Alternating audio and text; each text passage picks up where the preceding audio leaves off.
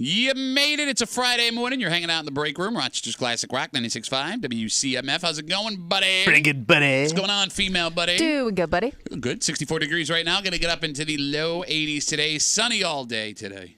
Sunny all day tomorrow, high 83. Sunny all day Sunday, high of 87. Ooh, getting a little steamy. It is. But if you got a body of water or air conditioning, you can cool? look out. All Yeah, right. all set. And, weekends are a lot of people go out on the weekend to enjoy food they don't normally enjoy. Yeah, your restaurant. Try something new. That's just it. That's just it. You say your restaurant. But the term restaurant is wider than it used to be. Oh, sure. There was a time. Oh, there was a time. Thank you. Where if you were going to a restaurant, you were sitting down in a building dedicated to nothing but serving food. And then Wegmans showed up, and they made the grocery store the restaurant. Kind of, yeah. And other grocery stores followed in that. So it was completely normal for Friday at 7 o'clock for you to go out with your family to sit down and have your dinner inside a grocery store. Yeah. Right? And that's extended even further. Now what are they doing? Well, over the last couple of years, the gas station has become the restaurant. Yeah, you can find a little bit more than gas. Yep, that's right. So you've seen gas stations that have pizza places. That seems to be the most common. Coffee shops. Yep. And there are gas stations now that have, like the fast tracks, have full restaurants and places you can, like, sit down and enjoy your food. Right. And it gets taken even a step further now. What? If you live in Henrietta, on West Henrietta, you know that there has been a gas station convenience store that has been empty for over a decade. Really? It's next to the 7-Eleven across from the Econo Lodge. Oh, yeah, it was kind of, I know what you're talking about. It's been completely... It had like a weird name, too. Yeah, gas and go. No, it had a weird name to it. I don't remember. It wasn't like a standard like Mobile or Hess. Oh, I know what you mean. You know what I Like an mean? independent- It was a gas station I'd never heard of before. Interesting. Well, that gas station is now open, but it's not just a gas So station. they want top shelf. I don't know, because I've never heard of this food before. I think they have organic gas there. Muhammad Khan owns the gas station and the convenience store. And he opened up a new business inside the convenience store that serves German street food known as doner kebab that is made by Turkish immigrants in Germany. Wait. So we're talking German street food. Yes. Which are kebabs. Yep. But it's not German food. And it's not actually a kebab. It looks like a bowl. So the Okay. business is called Berlin's Halal Doner Kebabs and Pizza. Wow. That's a lot. And Probably pretty good. He says inside the gas station. And again, Yeah. it looks like a standard gas station. Yeah. Nothing is frozen. Everything is made fresh. Damn. So this is a straight up restaurant inside of a convenience store Okay. in a gas station on West Henrietta Road in Henrietta. Probably delicious. It looks amazing. Yeah. It looks I'm amazing. in. I feel like the more specific the food, the more that they've mastered that Oh, food. sure. You know what I mean? It looks like Middle Eastern Chipotle, Kimmy. But they call it German street food. So it's German street food made by Turkish immigrants. And this guy, Muhammad, is a native of Pakistan who grew up in Henrietta, attended MCC, and he opened up this joint. It's called Berlin's Halal. The sign says Berlin's Halal Doner. I want to check it out. And here's the thing. I just It's probably cheap. $10 for one of these bowls. That's Okay. nothing. It looks Yeah. like a lot of food. Yeah. Well, I'm an idiot. I've been driving by this place. It's been open for like a month. Oh. I thought it said Berlin's Halal Diner. I've been misreading the sign for a month Oh, as I'm what's it say? looking at it's Donner. It's the name of the bowl. Oh. All right, 252-WCMF, 252-9263. Has anyone ever had this type of food? Because it looks delicious. Yeah. Yeah. I But don't even know what to compare it to here in town. Well, Well, it's probably like a Pakistani street food. Oh, you think the thing that I just said to your face? Well, because that German thing throws people off. It's in Germany, made I know, by... but I think it's. I think if somebody goes in there, they think it's. They might think it have I a think it's different named idea. wrong because somebody goes. Yeah, because I think I'm going to go get some schnitzel and bratwurst. I'm going to get this Pakistani food. It's gonna called be, Berlin's. Berlin, Pakistan? You should be Pakistani Sam's. That's what I would want with. No, that'll definitely get a whole bunch of... Bro, you'd have a line down the block. A bunch of what? Everybody. A Bowl bunch of eaters. everybody's. I have a bunch of bowl eaters. Y'all bowl. Well, now here's the thing. Your whole generation is on the bowl. No, you're not wrong. You started with the cereal, then you started throwing the burrito and everything else in there. We are big. It always tastes better in a bowl. So, no, you bring up a good question.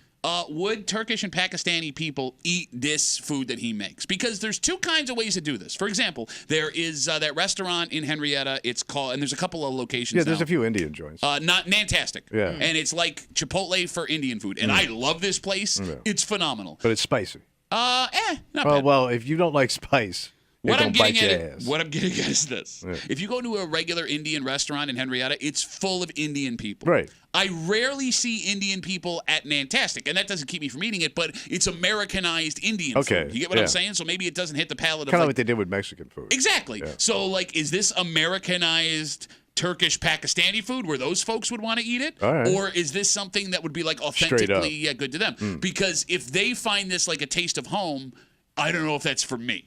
Oh, all right. Might be Too rootsy. too firm. Yeah. It's too rootsy. Yeah. Right? Because like I love Indian food, but my wife knows what I can and can't eat. She knows your Well, level. Yeah, she orders it for me. Look, Well, if you ain't got the colon for it, stay away. if you ain't got the colon for it, baby. Bro, you know what I'm talking about. That food burns twice.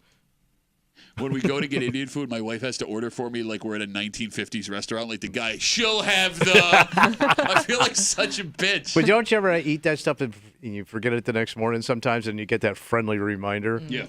when your rectum looks like a cherry lifesaver? But it's so good. I know, but those burning turds, brother. Burning Burning turds. brother. My favorite dad cover band. Bro, they sizzle when they hit the bowl. It's playing at the California Brew House this weekend. Hey, with the burning turds, thank you. 252 WCMF 252-9263. We're talking about this authentic German food made by Turkish and Pakistani immigrants restaurants that just opened up in a gas station that's been closed for 10 years on West Henrietta Road in Henrietta. There's a story all about it in the DNC today if you want to read about it. It's called Berlin's Halal Doner, Kebab, and Pizza. Okay. Wonder what the pizzas look like. Yeah, is it Is it just standard pizza? I think it's I feel like they more- just threw the pizza in just in case. I feel like anytime you have a gas station Yeah. restaurant, you have to have a pizza. No, unless he did some kind of like Pakistani pizza. I don't see any Pakistani pizza. I don't know. I don't know what you want from me. Like I'd eat some lamb on pizza. That would be good. Yeah. Although it seems like it's a waste of lamb. Like the lamb's good enough on its own. I know. Like you wouldn't just eat like bits of sausage like they put on a pizza. Yeah, I would. You would eat handfuls of sausage. Why would you? No, Sausage is delicious. No, you could put a sausage on a bun and eat it. You can cut up Oh, a you mean sausage that next to your crumbly eggs. Yes, stuff? that's the sausage that goes on pizza. You Yeah. wouldn't just take handfuls of crumbly sausage like they're Nestle Bunch of Crunch. How long do you think it takes people to embrace a new style of food here? Because I think for a while, it took people a while to get used to like Indian food, but I think places like Nantastic and stuff like kind of opened up their world to that style of food. I wonder how long it takes people to really embrace like something they've never heard of before. I'm going to throw out a theory. All right. I'm going to say 20 years ago, it took a while. Yeah. But now, because every type of food is now represented, like hell, just down Ridge Road in Greece or Jefferson Road in You Henrietta. can even go to Wegmans to get Indian food. Yeah, you're right. Like we've tried so many new Yeah. foods as Americans that we never had before that time to get used to it is less, and maybe people are even going out of their way to try things that they've never had before, Yeah. thinking it's going to be More open-minded. Yeah, I discovered authentic Right. Mexican, and this was delicious. Do you think they try it because they actually want to taste it, or do they try it because they want to be the first to tell you about it? Oh, there's Trendy food people. holes for sure. That's a food Yeah. hole. You're that guy. I know. Food hole. Kinda You're are. a massive food hole. How am I a food hole? Amongst other holes. You are plenty of holes in that chair over there. This is one of those things, though, and I'll say this. What's that? I wouldn't want to eat it in the restaurant the first time. Because, like, look, this guy opens up this business. I'm sure it's his whole life's dream, Right. right? You got the guy behind the counter making this stuff for you. He also looks like he's either Turkish or Pakistani, right? So, like, this is his culture. Yeah. If for some reason I took a bite and I didn't like it, Yeah. I wouldn't want to make that face in front of him, and I wouldn't want to, like, leave half of the food You want to there. be able to like try it Privately. in the comfort of your own home. Yes, I don't want to be disrespectful. Yeah, but if wouldn't you want to eat it in the vibe of like people like from? the Turkish gas station? Yeah, you'd almost feel like you're on vacation because like you don't normally get that kind of vibe or atmosphere. Bro. But eating out, like you'd almost feel like you're in like a little bit of like Pakistan. It's a I gas think it's station. almost probably more made to go if you're, stopping it to Yeah. get gas. I would sit there and listen to all the chatter and everything. Well, no, but again, it's Even if I don't understand it, I find it interesting. no. This isn't like a corner store like in the city. Like he's making them next to a giant cooler of Arizona iced teas. Oh, yeah, like yeah. I don't think this is the trip to Pakistan you think this is. But it's my first step into Pakistani culture. Okay, all right. I don't know anything about Pakistan. Do you? No, I don't. I do not. So the diner, how about this too? We've been talking the last couple of years how sad it is that there's no like 24-hour late night places anymore. Right. Like all the diners shut down. Wegmans doesn't Yeah, do where do all the 24 hours. freaks go now? Maybe this place, because it says the restaurant, the pizza and the kebabs, is open from 10 a.m. until 3 a.m. Oh, wow. Thursday through Saturday. That's Okay, a late I don't night want spot. to. I don't want to see the 3 a.m. people. 3 a.m. halal, doner halal kebab. That could be a weird crowd. What Well, if it's anywhere at 3 a.m. Right, because when that's your food's only gonna Be option, a weird right? crowd. You think it's good drunk food? I mean, maybe they're staying open late on purpose. I bet it is. Any street food is great hangover food. Yeah. Okay, so I mean, looks like, it's almost designed for you leaving a bar and eating. So- That's kind of why it And was if you said you developed. get a lot of it, it looks like a lot. yeah. A lot of rice. A lot of rice, a lot of chicken. So here's what I'm looking at here. I'm looking You at give me rice and chicken, I'm done. it's that yellow and white rice. What do they call that? Basmati. Yeah. Basmati rice. And I'm then a whore for that stuff. there's your basmati whore. Oh yeah, big time. I'm a big rice man. I love rice. I'm a big rice man. That's one of the reasons Rice man likes rice. Rice and pasta. I love that stuff. So it like chicken, onions, looks like cucumbers under that. There's more stuff under the bowl, but there's a thick white sauce, and then That's right up your alley, bro. You love that thick white sauce. You lap it up every Saturday night. I actually Yum, do. yum, yum. When I go to Nantastic, they have a thick Oh white yeah, sauce. I bet you it's fantastic, And then especially there's behind the dumpster. and then there's a red sauce on top of the white sauce. Double sauce always makes me nervous. Oh no, why? What else do you double sauce, man? Well, but that's their culture. No, that's what They're I'm saying. a culture though. of many sauces. That's what I'm saying. That's my favorite Dolly Parton song. What's that? A culture of many sauces. What is it? A quilt of many colors? A coat of many colors. Coat, She was so poor they had to sew the pieces of clothing and then make their own halal. Right. No, like name an American food that has double sauce. You can't. It doesn't happen. No. Right? No. So like I don't know if I'm brave enough to double sauce on food that I've never had before. Try. That's why you go to these things, to embrace new culture. Try something new. Okay. No, You gotta I'm get with out of you. your, you got to get out of your bull rut. I'm gonna go. Yeah. I'm being honest with you. Taste all the rice. That's all I'm telling you. Put that on a t-shirt, sell at the rock shop. Like if I could, I would eat fried rice nonstop. Fried rice is delicious. Oh my God. What's your favorite fried rice? Go. I like the ones with that sweet pork in it. Okay. Shrimp fried rice is best fried rice. Oh, shrimp is good too. The little shrimps. Yeah. Right. How do they make them so little? I don't know. You got to raise them that way. 252 WCMF. Again, we're talking about this place in Henrietta. It's a gas station that has opened a German street food that is made by Turkish and Pakistani folks. It's been closed for 10 years. This place, he just opened it up. It looks like a full restaurant that also sells gas. So we're trying to figure out what this stuff would taste like and if it's good. 252 WCMF, 252-9263. Let's talk to Eric. Hey, Eric, how are you, brother? Good. How are you guys? Good, Eric. What up? I go to school in West Virginia, and they opened one of these places at the end of the fall, right on like High Street, where all the bars and everything are, and everybody loves it, especially at night. All right, so it's even West Virginia people like it? No. What? College kids like it. Yeah. Majority of the Yes. town is So you're saying it's good drunk food? for sure. Yeah. All right. Are you a big boozer down there in West Virginia, are you? Yeah. You and Sometimes. your Bitcoin bros go down there for a little Pakistani after hours chow? Yeah, definitely. All right. All Hey, right. Eric, what's your favorite thing you get at these halal doner kebab places? Indigestion. Oh, geez, I don't know. We just get like some chicken kebabs and stack them in the bag and then leave. All right, you great personality, Eric. Thank Yeah. you for the call, man. I really appreciate it. Good I luck don't- in Morgantown. I don't think I'd taken his pasty ass advice on Pakistani food. Wait, he just backed you up. And I by the way, know, I you're the know. pastiest of paste, man. Pittsford I know. What do you think living. you look like when you walk into these places? Seriously, hello. Is the smell gonna stay in my shacket?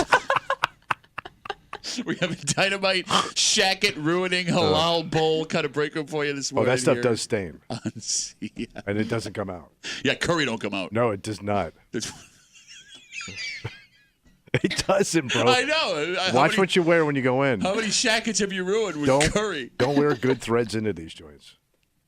It's Friday. You know what that means. Yeah, we're gonna creep it out. Yep, we got a creep cap coming at you. Also, just after 7 o'clock, like, bro, we make fun of you for being like East Side and spoiled ass millionaire kid, right? Yeah. Right. But like most of the time, it's just jokes until you say stuff like this. What I say? You were done with something at your house, and you brought it to the curb to get rid of it. Yes. And someone who lives in your neighborhood saw that thing and decided they could use it, Yeah. which is a perfectly reasonable thing to do, Mm-hmm. and something that you will not let go. Oh, it's still bothering you? Yeah. Like to the point, Kimmy, where he's watching what this guy is doing with it to like I would think make you'd be fun happy. of him. Thank you. I would think like that he did you a favor. But there's a reason why I got rid of it. Okay. Remember that? Well, but there is, but the. No, I don't know. Right. No, but that's not. No, you're not Yeah. concerned for his safety. No. You think right. he's a busted chump.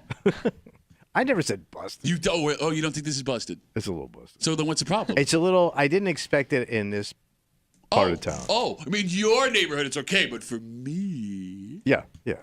It's not an upscale move. I will say this. What's that? You are definitely in the minority with this take that you have.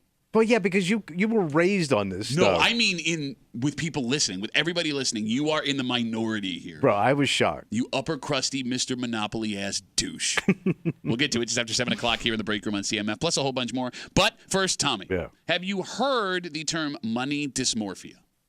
I don't know what dysmorphia is. I'm going to explain to you what dysmorphia is. And here's the thing. It sounds complicated, and it's is. not. Because, no, it's something that has existed forever and ever and ever. And it turns out that no matter the generation, the youngest of all of us have the biggest problem with this. And we'll explain everything next here in the break room on 96.5 WCMF.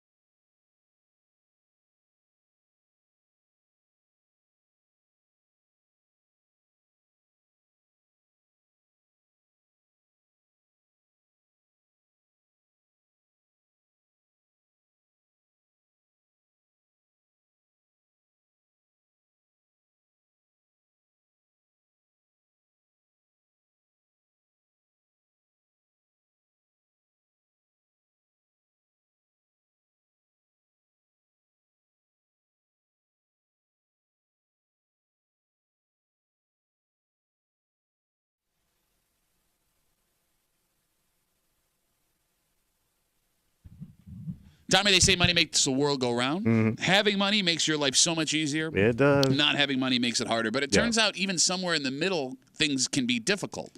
Because every once in a while, it's not about how much money you have. It's about how much money you spend. And that's where the issue shows up. Where are we spending? You're hanging out in the break room. Rochester's Classic Rock 96.5. WCMF. Just after 6:45. A lot of animal stories this week. Oh, you got some more? Well, we told you about the foxes in Penfield. Out of control. Yep, that people are very upset about. Dozens of them in this neighborhood, and they want something done. And the town's like, of Penfield's like, well, they're just foxes, and just being foxes can't do anything. You may have seen more bear stories the last couple of weeks. At least think you have. Bear. It's not your imagination. Bear up. Yep, we have more bears than normal, and there's a reason. And we'll get to it just after 6:45 here in the break room on CMF. Kimmy, I'm going to start with you here. Okay. Have you ever heard of the term money dysmorphia? No, but I guess I could make an educated guess as to what that means. Ooh, can you? Do you know what dysmorphia is? If they taught you in college? It would be like the same as like body dysmorphia, where Okay, like you're seeing something. I don't know what that is. It's weird. You should have that. What is it? It's like you're seeing something different than what's actually there. Ain't that a mirage? That's what dysmorphia is. Sure. She's right. Money mirage. I actually like that better. Why don't you just say mirage then? Millennials and Gen Z Yeah, what are they doing? are having trouble with money dysmorphia, and they can explain money dysmorphia in one of two ways. What's that? So first off, it's essentially keeping up with the Joneses. The desire to have what everyone else has while not realizing you don't have enough money. You're burying yourself. Yes, do what everyone else has. And this study finds that the younger you are, the more likely you are experiencing what we're describing here. Keeping up with the Jones. Yes, 43% of Gen Z and 41% of millennials say they have problems spending money to keep up with everybody else that they do not have. And again, this is not knowingly spending money you don't have. This is thinking you can afford it, spending it, and then afterwards realizing, oh my God. But hasn't that kind of been the American way since like Forever. the end of the war? Like when Yes. people moved down to the suburbs and you saw your neighbor had a pool, you had to have a pool, you had to have a new car or a new mower. Well, there's two ways to look at it. This was my old man his whole life. You're right. I mean, keeping up with the Joneses has always existed. And I guess the question is, when people were keeping up with the Joneses like your father in the past or my dad, did they know they were going to bury themselves spending money on this stuff? Or did they think they could afford it, and after they went on that vacation or bought that toy, realized, oh my God, what have I done? That's a great question because like I always do like like my old man every year he bought a new caddy. And the first thing he did when he got his caddy was drive it around the neighborhood and show everybody. Okay. It was always like a summertime, like late spring purchase, right? And he'd drive it around, and then when somebody else would get one, he can't afford a Cadillac on his salary unless he's on the tank. Like he would like put down everybody else that had a Cadillac because he'd think he was the only one that could afford a Cadillac. Okay. So my old man thought but I think my old man was also one of those guys, like he made a lot of money, but he spent a lot of money. Sure. You know what I mean? Because he always figured he could just keep making money. Yeah. But okay, go ahead, Kimmy. I'm I sorry. was gonna say, but don't you kind of figure like every young person has this? Fear of Like it missing makes out, sense kinda, that like really. Gen Z would have it, especially because when you're young, like I guess you don't really have a full grasp of like what things cost and what the real world's going to be like. So I can understand like having that mentality as a younger person. I think you're right. I think every generation goes through something like You're this. kind of dumb with money because it's new to you. It's part of learning how to grow up. Right. And I mean, over time, ideally, you figure out what is and isn't important, and having what everyone else has at the expense of your security isn't worth it. However, we know there are people that don't ever learn that lesson. For example, 25% of Gen Xers say they still have a problem with this, as do 14% of people 59 and above. That's me. Yes. That they're still busted. Well, yeah, so. I'm busted. But look, you and I are not good with money. I'm terrible. I'm still bad with money. I'm also still bad with money. And and the times I know I'm being bad with money, I'm still doing it. Yeah, that's what I mean. Yeah. Like we never grow out of it. Like that mentality Yeah. just sticks in your head. But what sucks about this? What? They found it hits people at all economic levels. Whether you make 30 grand a year or 200 grand a year, you are just as likely to overspend. So you rise to your new level of broke. Bingo. That's it, right? Like there are people that'll look at folks that make a little bit of money and judge them for having, it used to be you got a satellite dish on your house and you can't afford siding. Right. But that guy that's got a boat in his $500,000 home that he just bought, turns out that guy's doing the same damn thing. His house just looks nicer that he can't afford. Yeah, it's all relative. So with that being said, we're familiar with keeping up with the Joneses. That's not a new thing. The other part of money dysmorphia is the opposite of keeping up with the Joneses. This is what? People that are scared to spend money because they're afraid they don't have enough, even though they do. Well, that'll keep you with some money in your pockets Okay, if you're not spending. Thank you. Yeah, but I guess thank you don't- Math But Tommy. that's not a bad. I mean, you're making it sound like a bad thing. Like that's Well, I guess that's you never. called saving. It is, but then there are people that just never. They never enjoy it. Okay, You know so what I let's mean? Put a pin in that for a Yeah. second. The Yeah. article here talks about how the last 5 years have produced a decent segment of the American population who could afford a nicer home, who could afford better vacations, who could afford more expensive luxuries that will not do it because they don't believe they can afford it even though they can. And what you guys are describing is somewhat different than this. It's not people consciously making a decision to save. It's people that legitimately don't think they can afford these things. So they don't buy it. Even or- though they can, yes. Yeah. They're too scared to spend their money because they're afraid it's going to disappear. Right. So you guys both argue that the second version of money dysmorphia, where you're not spending, is better than the first one. Well, because you're going to always have bank, even though you're in fear of spending it. At least it's there. Okay. Well, then what good's it doing? Well, I mean, in an emergency, yeah. you're going to have to spend. No, emergency. I keep bottles of water in my car. You make fun of me. Now you want to talk about economic emergencies? Well, let's say that haircut's an economic emergency. Well, let's say you get cancer, man, and you can't. Your insurance doesn't cover it. Okay. Well, you got the bank. Okay. You're not going to suffer. You're not going to go to some horrible hospital that ain't going to treat you right. Are you doing another Dolly Parton song? Yeah. Daddy died in a horrible hospital. Okay. I agree with both of you that keeping up with the Joneses can wreck your life. And the phone number is 252-WCMF, 252-9263. However, the people that keep up with the Joneses do get moments of joy. Like your dad, stupid. Right. My dad, stupid. But they partied. And they had a good time doing it. My old man was always looking for a party. Yeah. Always looking for a party. To the day he died, he was ready to go out and have a drink. Johnny Good Times. And Right. look, you get to enjoy a nice meal and fun trips and exciting things you own. At least you until you have to sell them and they get taken away. The folks who don't ever spend will never be in a desperate situation. Right. But are they living life? No, they're not. So you pay a price. Yeah. Either way. So if you want to have fun, you're gonna always be broke. Oh, Kimmy, I'm sorry. When did everybody's dad walk in the room? But you You're want gonna to. go have fun. You're gonna go have fun. But you're gonna regret it. You're gonna pay the price, Buster Brown. It's like when we talk about food. Yeah. Right. You wanna lose weight, stay in shape.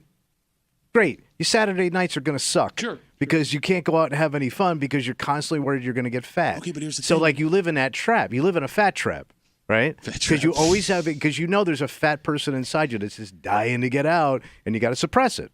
So you don't have any fun. Can I tell you something? But if you want to but when I see a fat guy sitting in the sun drinking and smoking, that guy's having a ball. His life may be shorter, but it was fun. With the whole, being Wait. overweight. Yeah, it's the same concept. So I was watching my 600-pound life the other night. Why do you watch that all the time? I find it fascinating. But you were a fat guy. I think that's why I find it fascinating. You were a half of that show. So they have this like girl in her 20s and she's like 650 pounds and she's got to get rid of the weight. And in the beginning of the show, if you've never seen it, they show the life that they live before they have the surgery. Right, the chow. Yeah, and like her life is miserable and she wants to change. Right. But I'm not going to lie to you.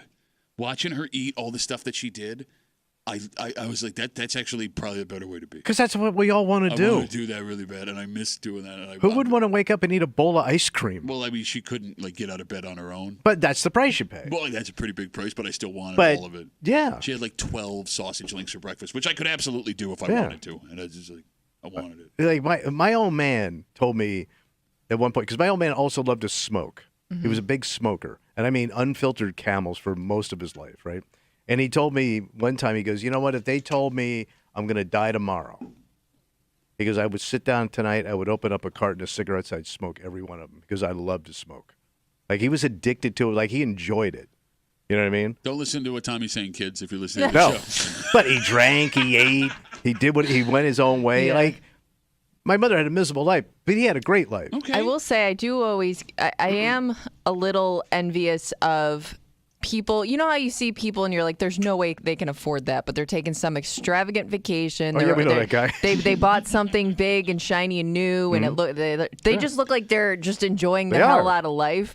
And like, despite me constantly be like, they can't afford, they're probably broke, they're probably in debt, but I'm like, but that does look pretty freaking Yes. cool. They're getting And that I'm jealous experience. that like they're, I don't know, maybe, at home behind closed doors, they worry about it, but they definitely don't show that they're worried about it. Like we know a couple that I guarantee are multimillionaires. You would never know it. Yeah. Never know it. But they don't do anything. They're never going to spend it. Yeah. They're going to hand it off to their kids, and they're going to hand it off to their kids. But I'm telling you right now, one of those generations is going to get a hold of that money and party their asses off, because that's just the way it goes, man.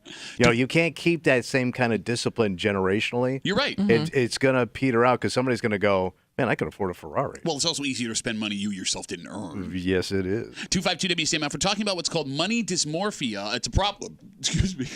Problem that millennials and Gen Z have been having. I was thinking about the Yeah, it gives you sausages. indigestion. Yeah, burping. Wait, did you get indigestion thinking about good food? That's how. Because you just had Pakistani food. Now you're talking about Italian sausage. On one hand, money dysmorphia is keeping up with the Joneses, spending money you don't have to try and impress people or get experiences that you wouldn't normally get. Yeah. On the other hand of money dysmorphia, people that have the money to live better lives, go on better trips, have nicer homes, but don't do it not because they're saving, but because they're afraid they will run out of money. And we're trying to figure out which is the worst way to be. Tommy and Kimmy are convinced keeping that money in your account is smarter, which it is, but are you living? No. Do you get it? No, you don't. Let's talk to Jane. She's on CMF. Hello, Jane. Hi, guys. How are you? Oh, I'm good, Jane. What do you got for us? You might think it is because of her age, but my mother has always found the way of saving. Saving to the point of, it's not good. She's will old keep school. Her house at 78 in the summertime and 65 in the winter. Okay. So her skin doesn't work anymore. Yeah, she's just like, she will wear the rattiest thing because she doesn't want to spend the money to buy something else to wear. We went to Panera for lunch. She's like, "You're spending that much on lunch?" I'm like, "Come on, Mom. You can afford a $20 bill here," but she won't. She won't spend money for anything. Okay, so Jane, did you inherit that as well, or did you see the way she does it and you No, went she the opposite raggedy. way? Well, I think I'm a little bit of a saver. So, yeah, I think I'm a little that way, but she's to the extreme. Okay. She's to the extreme to the point that it's not just not enjoying life. It's really kind of torturing yourself. All right, so I mean, this is exactly what we're Yeah. describing. So you're miserable. Yeah.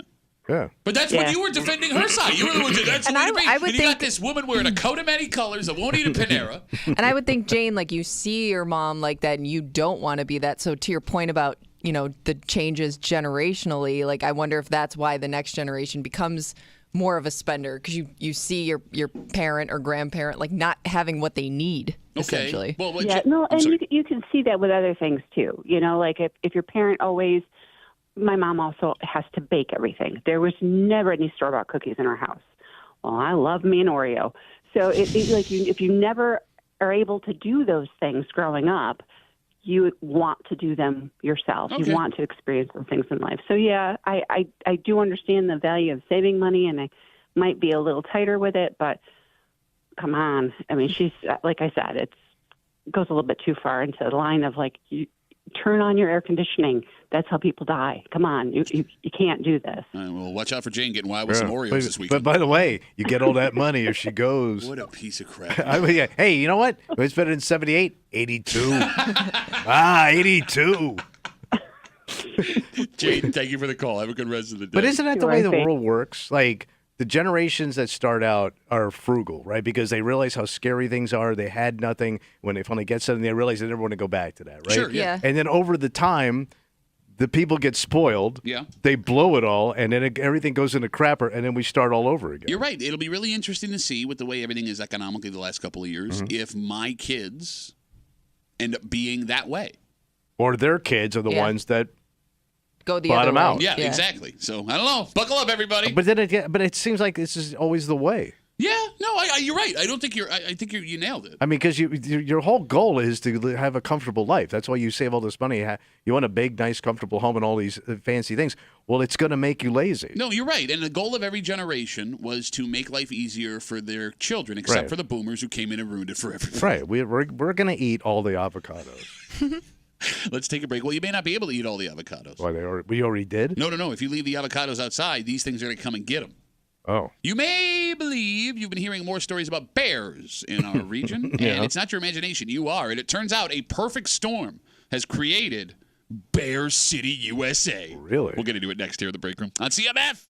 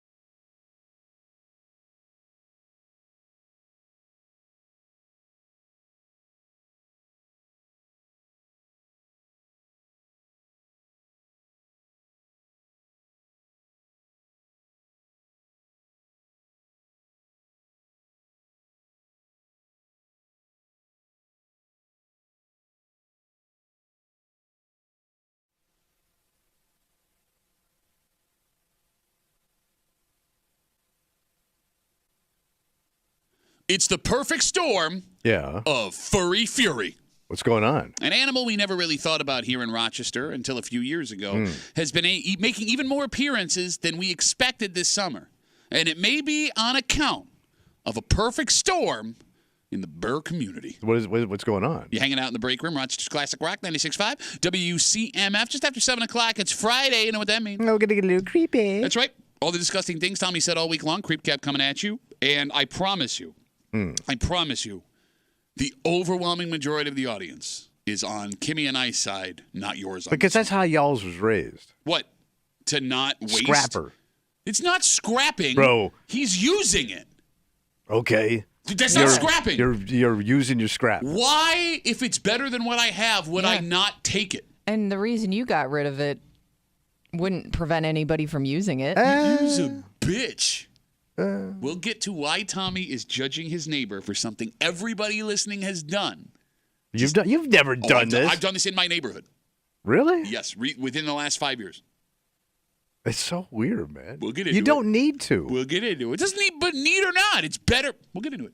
Right. Just after 7 o'clock here in the break room on CMF. Over the weekend, the State Department of Environmental Conservation. That's your top agency. That's right. They came out and said statewide we are seeing more bears around people than usual so far this summer. They figured out why. Yes, they have. And it turns out, Tommy, we're seeing them in places we also don't normally see bears. And the reason, in fact, there's actually a ton of reasons that are all happening at the same time. Okay. So first off, mama bears right now are kicking their teenage sons out into the wilderness. Oh. So they're not Italian. And to be an adult bear by yourself. Exactly. 18-month-old bears that shacked up with their mamas this past winter are being forced out into the wild on their own for the first time. And although these bears look like full-grown-ass scary bears, they're still trying to figure out how to live on their own. Right. And this has led them to going places they shouldn't, even near people, because they don't know they're supposed to be afraid of people. So they're dumb teenagers. Exactly. In fact, the story says these bears are a lot like human teenagers, and they're very impressionable. If they get scared away from humans, like when you make noise or whatever, they'll never come back again. If they find food and comfort, they will continue to come back to where they keep getting it, which could lead to more bear issues. Okay. Are they breeding more, too? Are we getting more goddamn bears? So that I don't have here. But I have another reason. Right. And the phone number is 252-WCMF if you want to jump in on bear talk here. Male bears are looking for some action. So, by the way, is this the male bear? What about the chick bear? It's all bears, and we'll get to the chick bears in a second. But you got the teenage bears getting thrown out. So of the they're house. horny. Okay. Then you have the adult male bears that, yes, you got horny bears. Turns out that male bears will mate several times a year in the early summer. And female bears... bear. Did you know... What? Female bears rarely leave their homes. Oh, they just stick around the den? Yep, they hang out where they hang out. Okay. So it's up So they don't wander too much. You got it. So it's up to male bears to go and find these lady bears that don't go anywhere, which can lead to full-grown, horny-ass bears traveling long distances looking for mama bear ass. They're just looking for, tail. And that can lead them to trekking through communities trying to get to that mama bear ass, increasing the odds of sightings and interactions with bears. And if those two things weren't bad enough, right now, new mama bears have between 1 and 6 cubs to care for coming out of hibernation. Yeah. And early in the summer, there may not be enough plants to feed them, which means mama bears and cubs start wandering in communities trying to find food in bird feeders, garbage cans. So they're foraging. Yes, they have videos of baby bears wandering in the doggy doors to see what's in the kitchen of people's homes. Okay. And it says that these cubs are super smart, and there are several examples of mama bears teaching their cubs to raid people's backyards or get inside their homes to find food. Yeah.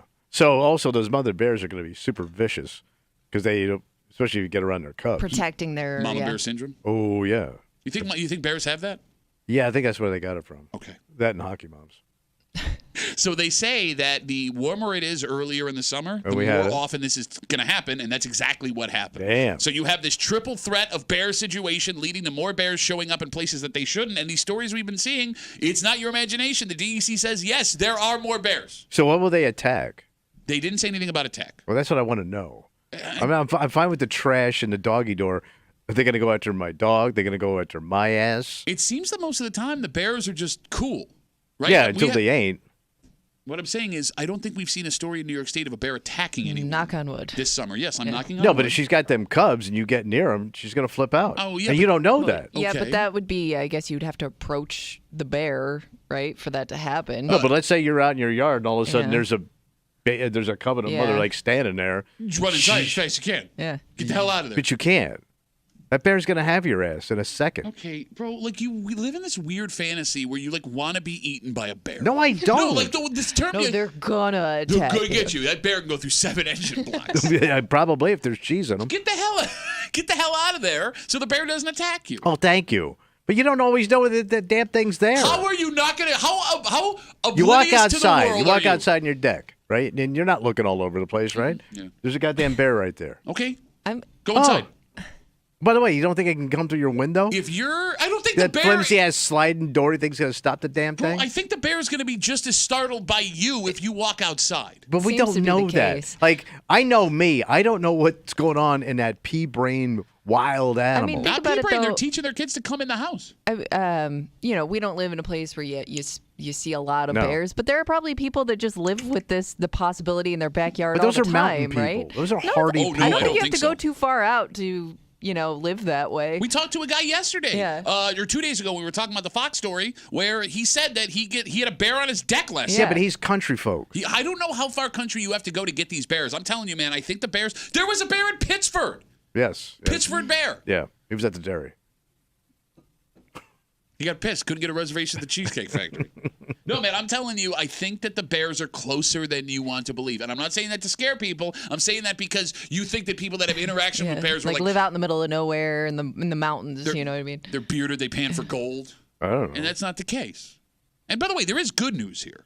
What? 252 WCMF. Again, the state DEC says that there are more bear sightings in New York State this summer. It's not your imagination. They say it's the heat early in the summer that has done it. It's a three-pronged problem. One, mama bears kicking out their teenage sons. They don't know how to stay away from people. Two, male bears looking for some bear trim traveling all So over New you York got State. horned up bear. That's right. And three, mama bears with their new cubs having to feed the kids when there isn't enough food because of the heat, so they wander where people are to try and get them. The good news is What's that? all avoidable, all of it. Well, you got to put your picnic baskets away. That's it. Now, I mean, you make a joke, but it's true. They say all you have to do is cut off the bear food source, and they'll stop coming So around. you're trash, number one. Yeah. Well, trash. Don't leave food outside. Clean your grill. Like those dicks that leave their toters outside, their smelly ass, Ooh, they stink toter. I don't think I have bears around me.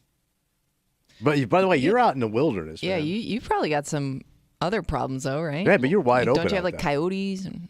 So there was a coyote that ran through my Bro, front if you yard got the other day. coyotes and fox, you got bear. That's not true. You got wildlife.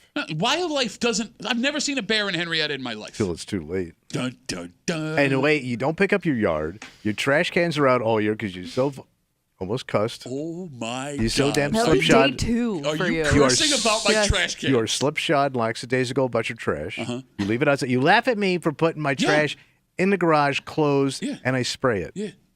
With Polo Blue cologne. Yeah. Like that's, What if that's actually attracting animals? Oh, especially the horny bears. Bro, I'm not gonna. No, put it would smell like another man. I'm not. Yeah. I mean, unless they go that way. I mean, how do you know they don't? I don't. Gay I don't. bears. I don't judge. You know, Angry gay bears, and when bears they hear too. that, no, man, I'm not gonna put trash in my garage. I don't get it. I'm leaving the trash outside. It's trash. It doesn't smell, and it keeps the flies out and everything else. It doesn't smell because you spray high-end It's- cologne on your. Yo, trash Dude. stink. 252. Okay. No, after you. Go ahead. I'm just saying, anything stinky, they're going to come around. Oh wait, so your mom's house? Is that Is that a bear sniffing my mother's vagina? Is that a bucket of tuna left outside on a hot day? I get it. Crammed with cream cheese? My mother's vagina smells. I get it. 252 WCMF 252-9263. Let's talk to Connor. He's Connor on CMF. doesn't know a goddamn thing about bears. What's up, Connor? Good morning, guys. One, Tommy, you're disgusting. Yeah, gross. Two, I was born and raised up in the Adirondacks, and it's not even something. Oh, this is a you know, mountain, smelly or Connor? anything. Goddamn mountain, Connor. Where did you grow up on? Sissy Mountain? The bears in the mountains, they're so smart. They know how to open your car doors. Wait, legit? So Yeah, I've you- seen videos of absolutely. They get on the turnpike, man. They're gone. If you forget to lock your car at night and you even leave so much as like a piece of gum or a candy wrapper or something, if they smell that, they know how to open up your car doors. And if you're unlucky enough, they'll absolutely destroy your vehicle. Yikes. All right. So, but Connor, with that, growing up in the Adirondacks, seeing that over and over again, how many like face-to-face bear interactions did you have? Realistically, maybe 2 or 3 my entire life. The bears are terrified of people. They really don't want to go anywhere near anybody. The closest encounter I ever had was probably about 5-6 years ago. About 2 o'clock in the morning, my dog started going nuts. I thought he had to go outside. I walk him out to the back patio. I turn the light on, and the biggest black bear I've ever seen is sitting right on my patio on its butt about 2 feet from my door. And as soon as I turned the light on, the bear just ran off. They really have no intentions of hurting anybody. They're just annoying. No, that's not what I heard. I heard in the break room that they're like human-eating killing machines. I think they are. Yeah, is that remember what it that? is? I saw that documentary where it ate the guy. That's called. I didn't want to ruin the end Maybe of in, the like, documentary. way up there. Yeah, it's like in Alaska. And the guy he shouldn't have been living around I wild know. bears. I know he was screwing around with him. Connor, Well, I mean, you find yourself in their environment, but there you go. All right, Connor, Mount Connor. Connor, thanks for the call, buddy. Thank you Have for a your good rest service, of the Mount day. Connor. By the way, we've had like 4 different Connors this week. Connors? Yeah. What's with all of a sudden? We have We- Is that one of those new age names that started a few years ago? No, I grew up with Connors. They're old now. Connor. Connor. He's like a 45-year-old Connor Yeah. somewhere. So does this mean the bear population is going to be increasing? Well, you think about it, right? They keep breeding. You said every mother they're drops, what, 4 to 6 cubs? Yeah. Nah. And You then just they made start that up. banging? Well, I did say 1 to 6. He said 1 to 4 to 6 6, because oh. he wants to make it scary. Well, if it's 1, then it's 4. what does that mean? Because they don't really know. I don't think. What are you I'm- talking about? Wait, so she got like, I'm guessing you're going to see it happen more the more people are building out. Yeah, You know what I mean? you're Like, right. I yeah, just these think dicks that built south of the thruway, Well- they had to have their wide open spaces Yeah, for it's- their trash cans could sit out. It's hard when you have to buy a house. And they got their bamboo shoots. Like buying a house is tough. Not all of they got us. their hockey goals out Not all of us with can. their chipped up driveway and their dented up garage door. How would you know it's dented up? It's never closed. What the hell? You were saying, Kimmy. But I just think like you see all these like new neighborhoods popping up like way out like That's where they're out in gonna the find 'em. suburbs. I'm thinking like, the more you encroach on their territory, You the more effed. you're going to get bear sightings. Somebody's going to get it on Cinnamon Lane. Okay, look, I'm going to tell you right now. This is one of the worst takes you've ever had, and it shows how insulated you are in your millionaire's town. Because you are sure you're right. I never thought this would happen in this town. Oh, I never thought it could happen to me. Well, I'll tell you what, it did. It never happened in Webster. There's no way that didn't happen in Webster. There's no way, because I promise you, the overwhelming majority of people that can hear our voices, including Kimmy and I right now, not only have done this, we would do it again, because why would you leave that there if you could actually use it? What is the problem But with there's it? a reason why people get rid of things. Yeah, because they don't need it anymore. No, What other- but it wasn't functioning properly. No, it was. Oh, really? Not to my standards. We'll tell you why Tommy is judging a neighbor of his and was sincere, thinking that when he said this out loud, Kimmy and I would be, oh Wow. my God, how dare he? We'll do it next here in the break room on CMF.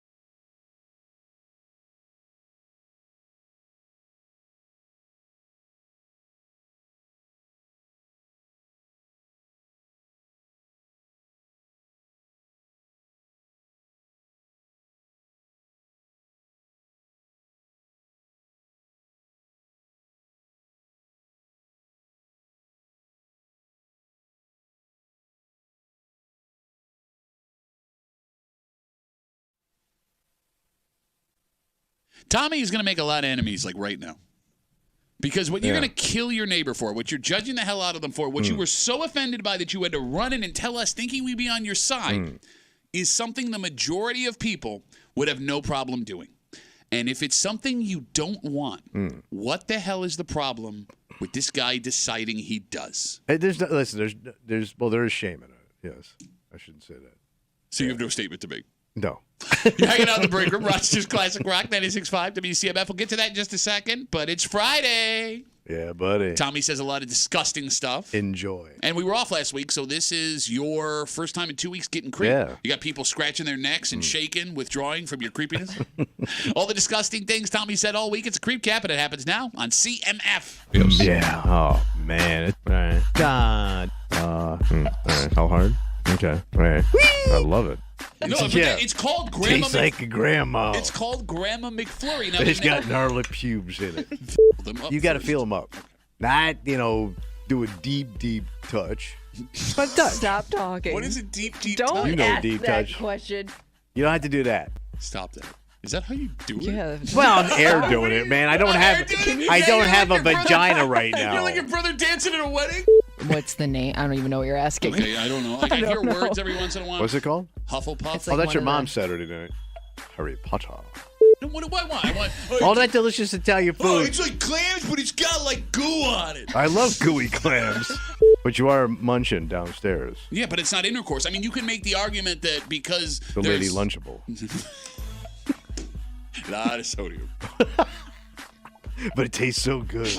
So I learned from that, and that's how. On Horny Island, baby. Yeah, buddy. You know it. Good old Cabo. Andy, thanks for the. If my daddy was a billionaire, spank my ass up if I'm still in the will. This is Joke Diddle, which is one of my favorite blues artists.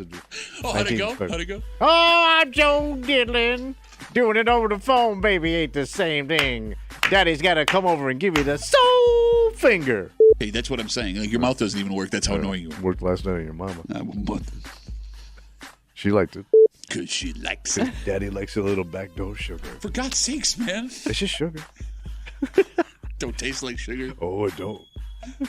A sugar bite. Do you want to see any of that? Plus, it takes so long to get the robe up. Yeah, Hold on. It's worth a peek, I hear. You look like a campy Batman villain. The Diddler. Oh, your mom's in town? Like to get into that cave. It's so good to be a creep. There it is, Creep Cap on CMF. So if you listen to the show on a regular basis, you know Tommy got his Blackstone a couple of weeks ago. Yep. And it made you Stoned up. made you think you were better than everyone else. But you finally got rid of the grill you had before the Blackstone. Yeah, so I just kicked it at a curb. But it was also kind of getting old, so it started like getting pretty rank inside. Okay. And I couldn't clean it right anymore. Okay. So I said, I'm done. All right. So you dragged the grill down to the street. Put it down. Okay. So the next day, Tommy comes in this room. Yeah. And he is beside himself. Oh my God. You guys are not going to believe it. You guys are not believe it. And he fully, Big news. He fully expected us, Kimmy, to immediately jump on his Yeah. side and go, oh my God. Will you share with the audience what you were so deeply offended by with your grill? Well, when I got up there, I put it down on say Tuesday night. Okay. Yeah. I'm pulling out the next morning. It's gone. Okay. And we leave it, I'm out Yeah. by 5, right? Yeah. I'm saying, man, because those scrap guys come around all the time when they old beat up trucks and Sure, stuff. So yeah. Man, that dude scored, right? So, no. My neighbor scored it. Okay. And I was like, man, what's he want with that raggedy ass old? The thing's at least 8 years old, and they just get grimy after a while. Wait, the grill was only 8 years old?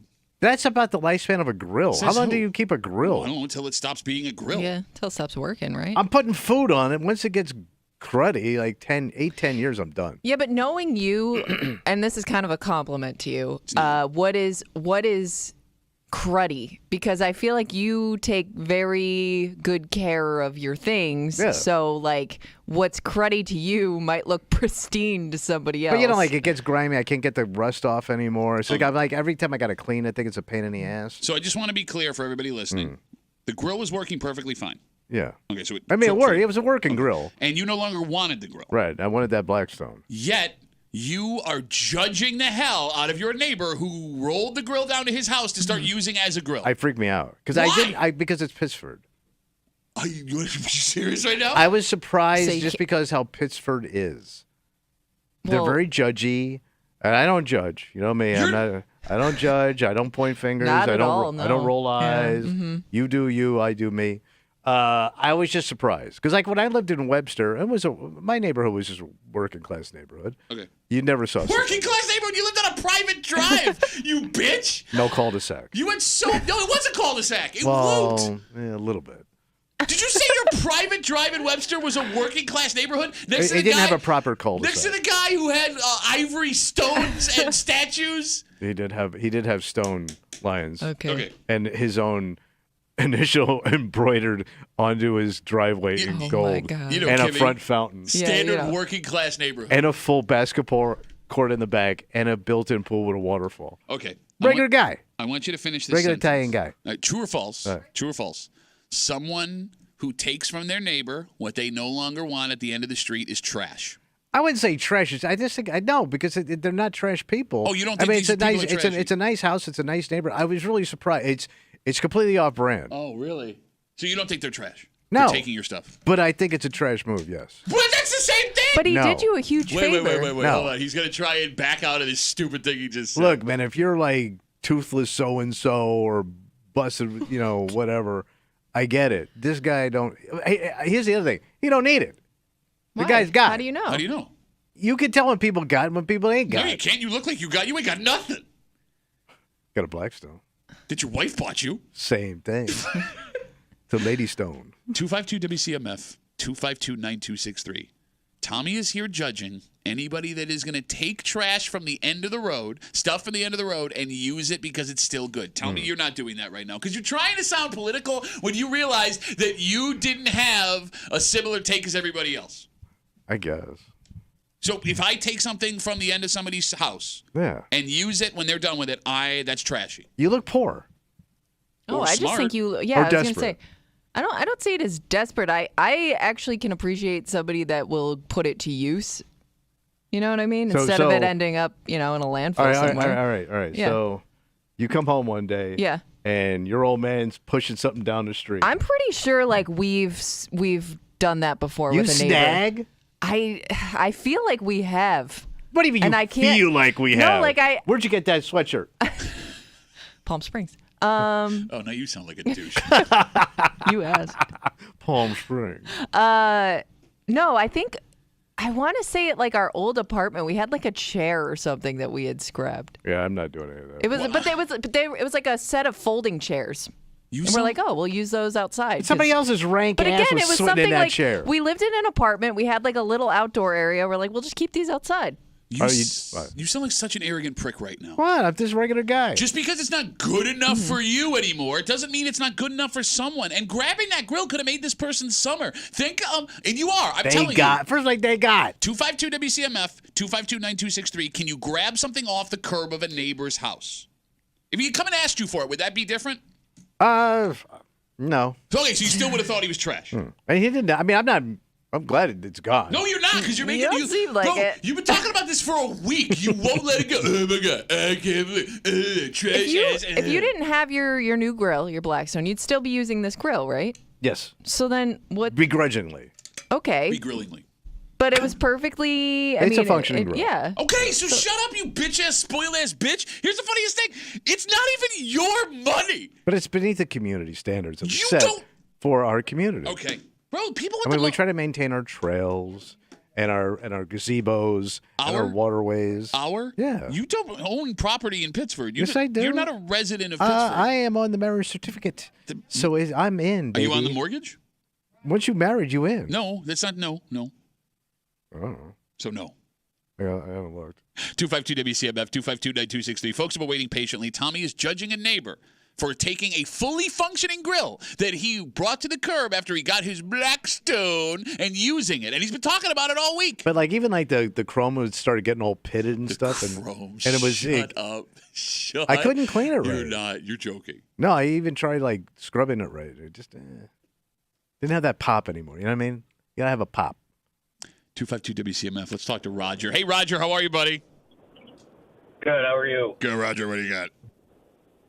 So you're all worried about this guy picking up grill, I picked up brand new sets of golf clubs off the frickin' curb multiple times that there was nothing wrong with.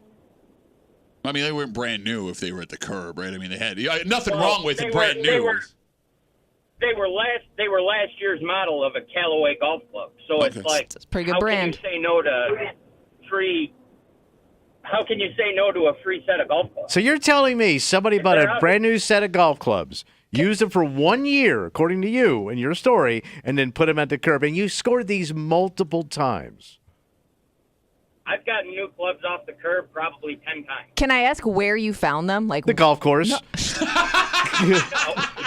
He pulls them right off the rack. On the golf course. No, they were out by the garbage can. No, at the end of their what driveway. town? Yeah, like what town you found them in? I live down in the southern tier, down in Hornell. Okay. Bro, you grabbing them busted-ass country clubs? They aren't busted ass. See, you're like, do you hear how angry he is with you right Bro, now? you play golf down there, you're going to hit an animal. And that's at the clubhouse. Roger, thank you for the call. So golf clubs you can't take off the side of the road. I've never seen golf clubs on the side of the road. Maybe even when because they I go lived quick. Great point. Maybe. Great point. I mean, all the good stuff. I mean, there's a reason the people that scrap stuff, like they're out there immediately as soon as I ain't people start buying putting his out their story. garbage. If you got a good set of sticks and you don't want them, you're selling them online. All right, you are first of not all- putting. They're a year old and you're just scrapping them. First off, I don't know. try and sound like inside golf guy To be with honest, sticks. you I don't bitch-ass know. bitch. I've made the turn. Don't worry about it. Maybe people just don't want to bother. You know what I mean? I think that there are some people like, sure, like you could maybe make some money off of things, but I think some people just don't even In want the to deal with southern the tier. headache. You mean Where like money a guy, is tight. You mean like a guy that could have flipped his grill that was still functional Right. that somebody would have Nobody wanted? was buying that You raggedy put that ass thing up grill. you put it up on Facebook Marketplace. It would have Best sold. offer. Yeah. And you didn't do it? I didn't want anybody. I didn't think the grill was safe anymore. Say the truth. Shut up, my ass. You 252 WCMF. I feared for the community. 252-9263. Tommy dragged his grill down to the side of the road to get rid of it after he got his Blackstone, and he woke up and it was gone. He then noticed that grill was in his neighbor's yard. His neighbor was cooking on the grill, and he came in here, petty-ass bitch, all Patty LaBelle, judging the hell. Kimmy does not know who Patty LaBelle is. Yes, I do. Who is she? An actress. Oh, No, Damn no, it. she Damn is it, not Kimmy. an actress. Patty White LaBelle? girl. I think she's an actress. Look at him now trying to get away from his Pittsburgh. I'm judging someone for me taking a She's one of the functional greatest grill. soul singers of all time. Oh, let's Well, Miss- isn't she Miss in LaBelle. stuff though? It's Miss LaBelle to you. let's put Nathan back on track here on CMF. Hey Nathan, you're on CMF, buddy. What's up? Hey, I just think, honestly, Tommy, your take is bad. I mean, like, most of the furniture and stuff in my apartment is secondhand, either, like, from the curb or, from given away for free. I mean, if nobody has a use for it anymore, instead of it ending up in a landfill somewhere or something, if it's still functioning, then you should, utilize it. How old are you? If you don't mind. How old are you? I'm 23. You're a goddamn kid. You shouldn't even be. getting so These are sassy adults right now. talking right now. I don't want to hear about your busted ass first apartment. Everybody had crap in their first apartment. Wait till you get a wife and kids, then come back to me. You don't have kids. He's Bro, going he- full old man today. He can openly play with himself all day in that apartment. He's got no responsibilities. But he has batched up all that furniture. I get it. It's just, it's reusing and recycling, Oh, are you really? You're going to it's save the planet for environment. yourself there? Huh? You turned your whole apartment into a catch rag? I don't So it get, does end up in a landfill? I don't get what you want. Landfills sometimes. full of catch rags? Nathan, thanks for the call, buddy. Have What's a good happening? rest of the day.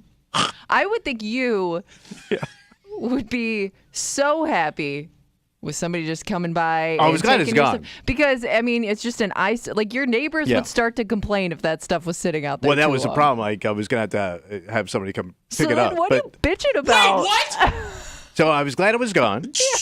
I was just shocked that in our community, which has got standards, I was just taken aback. One, the fact that you in that community living in a house means it has no standards. Two, he saved you money. He did. Well, usually the scrap guys come around and my grab the God. stuff.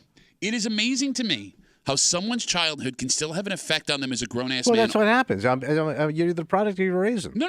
You've had years to get away from being a spoiled rich kid who never had anything secondhand. And despite spending a lot of years of your life busted, busted as Top hell. shelf busted. You still have this arrogant attitude. And what's funny about this, the funniest part, Kimmy? Yeah. Tell me, your wife, meanwhile, spent years saving every penny as a single mother. Yeah. Does she know how you feel about this guy taking the grill? That's no. That's Tommy for no, which means I am willing to bet a lot of money that your wife has done exactly what you are judging this man she may for. have. She may have. But it's okay, but she But I doesn't. don't ask. It's so weird to me too, you being like a busted road comic with no money. Oh, so you did see my ad. That you didn't like. There wasn't you never had a moment where like you scored something that somebody else didn't want, or it was like, almost like a treasure hunt. Like you know what I mean? On my closing Like, joke, probably. found something that was worth money that nobody wanted. Like there's some like satisfaction in that I feel like you've never experienced. I mean, yeah, I had bottomed out. Yes. But I bottomed out. What? No, I'm saying like you've never I never grabbed anything out the appreciated side the of the road. hunt of Wait, like finding something that was No. worth money. In I've your never life, done- you've never done that? No. Have you ever bought anything from like a thrift store or like a Like what? antique, like some kind of store that has secondhand stuff? Like antique stuff? Anything? No, not anything. antique like it's worth money. Garage like, sale, like junk. anything. Like thrift store junk. That's used. not junk. It's not all junk. Bro, it's all junk. You've Smells never like your found grandmother. anything you appreciated. No. I like new. I like new, I understand clean. you can like new, but still appreciate something that you got for free or got for cheap because No. somebody didn't want. I don't like it. That's weird. He even says it like a I 3-year-old. don't like it. I don't want it. I want no. I don't like it. I want a hamburger. No, I want a hot dog. I mean, like people always told me, like the big thing when Pat would come over to my house in Webster after I got divorced was that I had empty rooms in my house. Yes, you Yeah. did. And people were always saying, why don't you go to one of these secondhand furniture stores and just get some furniture and put it in the room? I'm going, why do I want So you junk don't look like a ass? psychopath? Yeah, So- pathetic psychopath. I didn't want to do that. Because then I'd have to get rid of that when I moved anyway. Like, people were appalled that I could live in a house with empty rooms. I'm going, I don't use the room. So why am I going to piss away money on junk-ass furniture? It's going to smell like somebody's sex in my house.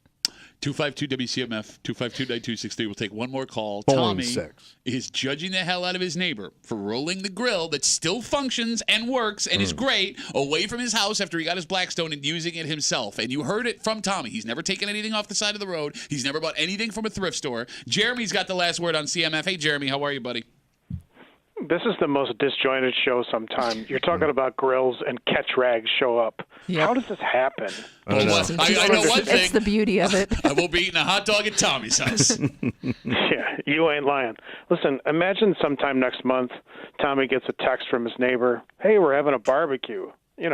Come on down. And he's putting together his little slice of fennel and his one strip of red pepper and his mushroom. But then he gets another text, Mr. Millet, will you come down and light the grill, please? I don't want to do it.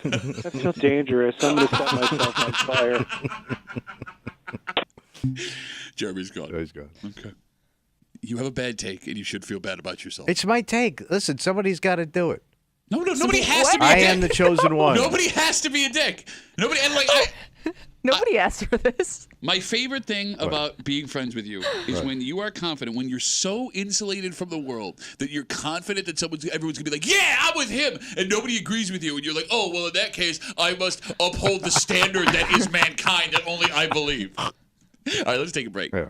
This is something you cannot relate to, at least as far as father-son, because you don't have any kids. Right. But there are lots of people listening who had to make a conscious decision that this ended when their child hit a certain age. It seems that this very famous woman has not made that decision yet, which is freaking a lot of people out. Because, Tommy, it gets to a point where your kid hits an age, you got to have pants on around him, right? Yes. We'll get to it next here in the break room on 96.5 WCMF.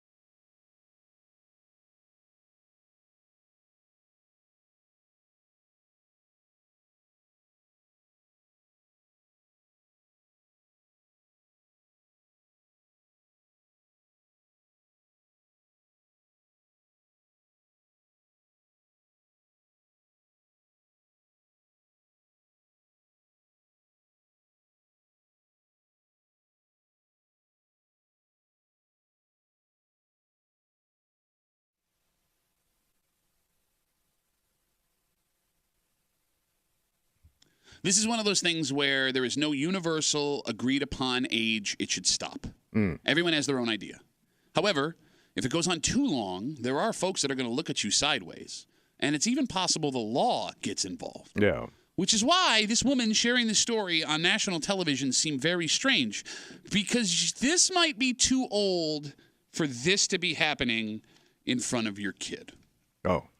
You're hanging out in the break room, Rochester's Classic Rock 96.5. WCMF. By the way, the Sterling Renaissance Festival is back, baby. Oh, yeah. Fun-filled theme weekends in 2024. You can visit the contest page right now at WCMF.com. Enter for your chance to win 4 tickets to the Renaissance Festival, valid for one-day admission during the 2024 season. This all-ages, family-friendly festival offers a 360-degree experience with amazing sights, sounds, authentic foods, and the feelings evoked with the shows. Saturdays and Sundays only through August 18th. Skip the lines. Order tickets online at sterlingfestival.com. Tommy, you're familiar with Jenna Bush? Oh, yeah. She is one of the daughters of former President George W. Bush. She's on TV, right? She is one of the anchors of the Today Show. Yeah. And she's been doing that for like a decade. Yeah. She also has a family. 3 kids, 11, 8, and 4. And the reason we're telling you this story is because recently on the show, she shared a family issue that I'm sure she thought would be cute. What happened? Well, she talks about on the show how her 4-year-old son body shames her. His mama. Yep. And she tells everyone on the show that they should lose a little weight. She tells the story that when she's getting dressed and doing her makeup and hair, going out, right, her 4-year-old son will walk in and talk about how big her nipples are. Whoa, wait a minute. Like, she's topless? Yeah. And he'll point at her nipples and say over and over again, look at your big nickels, which apparently he calls nipples at 4 years old. Cute, but weird. And as she's telling the story, it gets a little awkward on the set. And one of her co-hosts kind of brings up the whole being naked around kids and what age. And Jenna Bush doubles down, saying she will be naked in her own home whenever she wants to, even if her kids are around. Okay. And I don't think she got the sense that everyone else watching this clip got. Like it was just normal for her. Yes, like she was By not. the way, did she pick that up from Barbara? Yikes. The phone number is 252-WCMF, 252-9263. What age can you no longer be naked in front of your kids? I think we figured it out with this statement. When they realize what they're looking at. Okay. Like they realize, oh, that's what that is. Okay, but the kid doesn't know this is sexual in it. Yeah, because I mean there are women that will like breastfeed their kids to a pretty late age. Yeah. And I mean but that's kind of weird too. No, though, right? right? I mean it's unusual, but I mean it's Suckling it's child at I guess 5. you can argue it's for a purpose. Oh, bro, there are kids that go 6, 7, 8, 9. Yeah. There ain't no 9-year-old. He's not kidding. I'm telling you. That's sick. That's some sick business. You're a 9-year-old on the nip? You're a 9-nipper? Going back to being naked in front of your kids. Yeah. There is a point as a parent where you have to make a conscious decision that you will have clothes on every time your kid is anywhere near you in the house. And I guess what I'm asking is, what is that age? Because you two do not have children. Tommy, No. I will ask you, what is the age in your head you can no longer be naked in front of your kids? I think past 2, no. Past 2. Yeah. 2 is where I kind of stopped doing it. I'm trying to think. I mean, Because that's what they're up and moving around. Yeah, like they like walk when- on their own, they can do. Yeah. And they can grab. And you want something loose where they can get a hold of them? That little hand can still wrap around a sack. Holy crap. That's what you be saying, and more. Kids grab now everything. that you've ruined this conversation. Why? No, but like once my kids were like going outside of the house without us, right? Like we started talking to friends and preschool, family. Oh, friends, yeah. family, right? But you Yeah. don't want that out at school. Well, and that's Yeah. just it. I didn't want to be naked anymore, which sucks because I love being naked. Like I had to sleep in my gym shorts just in case one of them wandered into our room. Yeah, you always walked raw. I'm a big naked guy. I know. But it was only like 2-3 years ago that I could go back to sleeping naked, being confident that my kids wouldn't walk in the room, and it was freedom like you couldn't believe. Yeah. It feels so good. For some. It's still weird to me you don't sleep naked, but whatever. So for you, it's 2.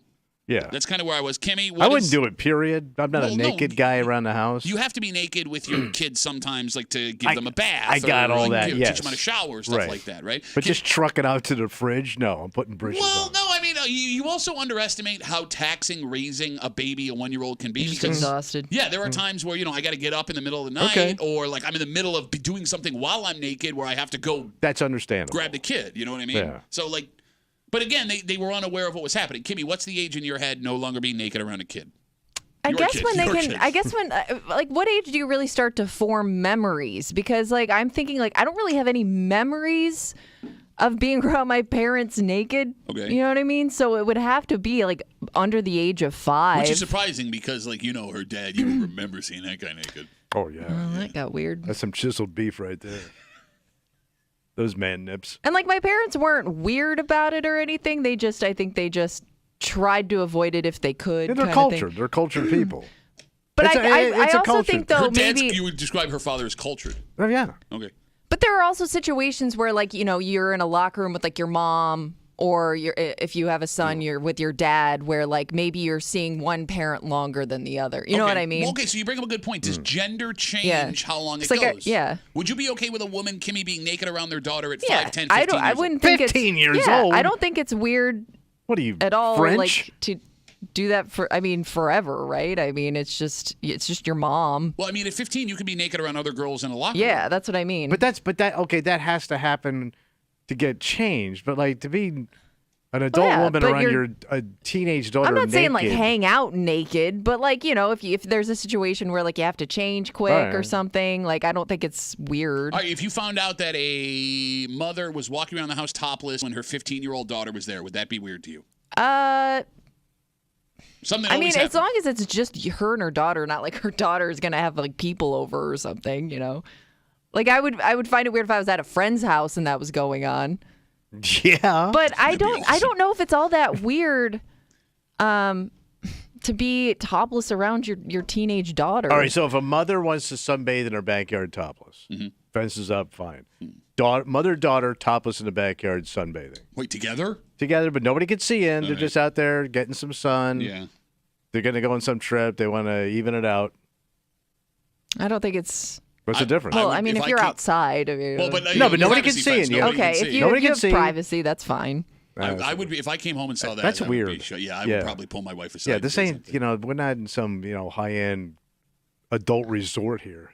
But would you tell your wife to, like, put a shirt on around the house? I would. Oh, that's a good. No, you wouldn't. I would. No, you wouldn't. You would not no, kick wouldn't. that wasp's nest. I don't know. I would grab them T-shirts and march out there and go get dressed. Oh, really? You'd go stare at your topless daughter and hand her a T-shirt? Well, I would do like this. Throw it at her. And you fell down the stairs. How you like that?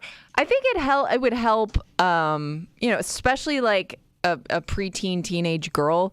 If, like, her mom wasn't sensitive about her body, like, maybe seeing that would, like, make you less conscious, self-conscious. Kimmy brings up a really good point. What's that? Again, we're talking about what age you stop being naked in front of your kids. Comes off of Jenna Bush, daughter of George W. She is an anchor on the Today Show telling a story about how her 4-year-old body shames her when she's naked getting ready. And people on the show were like, oh, and she doubled down and said, I will be naked as much as I want around my house in front of my kids, no matter how old they are. Kimmy's right. There is an argument to be made that being naked around your kids in the house can be healthy. More comfortable being yourself, less shame about their bodies. Maybe it's a little too much self. I'm seeing ass crack and coochie. Ass crack and coochie was my favorite Latin drum act in the Poconos in the 1950s. No, I mean, look, I will say this sincerely, raising 2 young girls. Body issues with girls can be brutal. Especially at that age. And, I mean, if the act of mom not having any shame in being around and her body being out helps the kid. Okay, but let me ask you this, and I don't want to use your daughters as an example. I want to use daughters in general. Hypothetical daughters. So if you have 2 daughters, if they're of similar age, and you're doing this, and kids love to tease each other about things, I would be afraid that the body shaming would actually be worse between 2 competitive daughters teasing each other about their body. That's a good point. You know what I mean? But your daughters are going to be, I mean, you grew up with this person. It's not new to be naked. You know what I mean? But to his point, like... How they go after each other. But your siblings are going to tease you about everything, whether or not you're naked. No, but if they're naked, it would go against the idea. I think that's... It's counterproductive is what I'm saying. I mean, I get where you're coming to your from. body but your teenage daughter is going to tease the other one being in a bathing suit. I mean, it's going to have the same effect whether you're naked or you're in a bathing suit or you're wearing something stupid. Like, but you're it's raw. just a sibling thing. But I can change the clothes. I can put on something else. When you're making fun of my actual body that I can't change, I think that would be you wouldn't want somebody making fun of your body. I love how you're telling me how a teenage girl thinks and feels. Would you like somebody making fun of your body? No, you don't like it, but it's expected from a sibling. Like you don't take I would anything. never do that. You don't take anything your sibling says like that to heart. You're just waiting for the next insult to go back at them. Like I don't know. I don't think that would be as big of a deal between two siblings, two daughters, two sisters. Look at you pandering ass, arrogant bitch. What? No, she's right. I mean, she was a teenage girl. You're right. I'm wrong. I think your daughter is way more worried about people's opinions outside your house than they are about their sibling. Would you be comfortable getting naked with your mother right now? If we were like changing or something, you go to a spa. I wouldn't be like walking around naked. No. So like if your dad I would feel weird about that. If your dad was gone and you were taking a shower, you wouldn't at your mother's house after something. You wouldn't like walk through the kitchen naked. No. I'm somebody that's not very comfortable being naked in general. Really? Yeah, I don't know. But again, like I lived in a house where that was just nobody did that, so I always thought it was weird to walk around naked in your house. See, what's weird is I have memories, and that's why I'm like maybe it would be a good thing to not be so buttoned up all the time. Like I have memories of my dad naked. I don't have memories of my mother naked. I have those. Like naked around the house though? Oh yeah, my dad. Yeah, I can sketch his big ass, his big white Irish ass. Yeah, it's not really. Pretty. I could sketch you my dad's penis right now if I had to. So your dad had no shame about being nude in front of you? No, in fact, so you've seen your father's penis? Yeah. I've never seen my father's penis. Really? No. Why would I? I don't know. Even in deathbed, he had a sheet on. I was kind of cover that thing up. I always thought like sons and dads. I thought that would be normal. Well, no? we were also in a unique situation in our house. Well, you had a small house. Yeah, one bathroom for 5 people. So like I would be taking a dump while my brother was in the shower. Yeah, you were really open. Yeah. But here's the other thing maybe I don't know if this is weird or not. You know, I played hockey. My dad played hockey. So like my dad played in a beer league with his buddies like when I was like 8, 9, 10. Yeah. I remember seeing his buddies naked. Like there are several police penises that I've seen. Oh. You put them in a lineup, I can identify them. I think that was a repressed memory until now. Because I've seen adult penises when I was a kid, but that was in military school. I never saw my dad's. That's more weird. Yeah. Like, so I knew I had a teacher that was a floor commander that we would shower with us in the morning. You know why they called him the floor commander? Because he dragged Kimmy all along the floor. Commanded that baby. So I saw many adult penises, in military school. But not your father's? Nope. Okay. And I think that's healthy. Why? I mean, just because there's nothing wrong with it, to your point.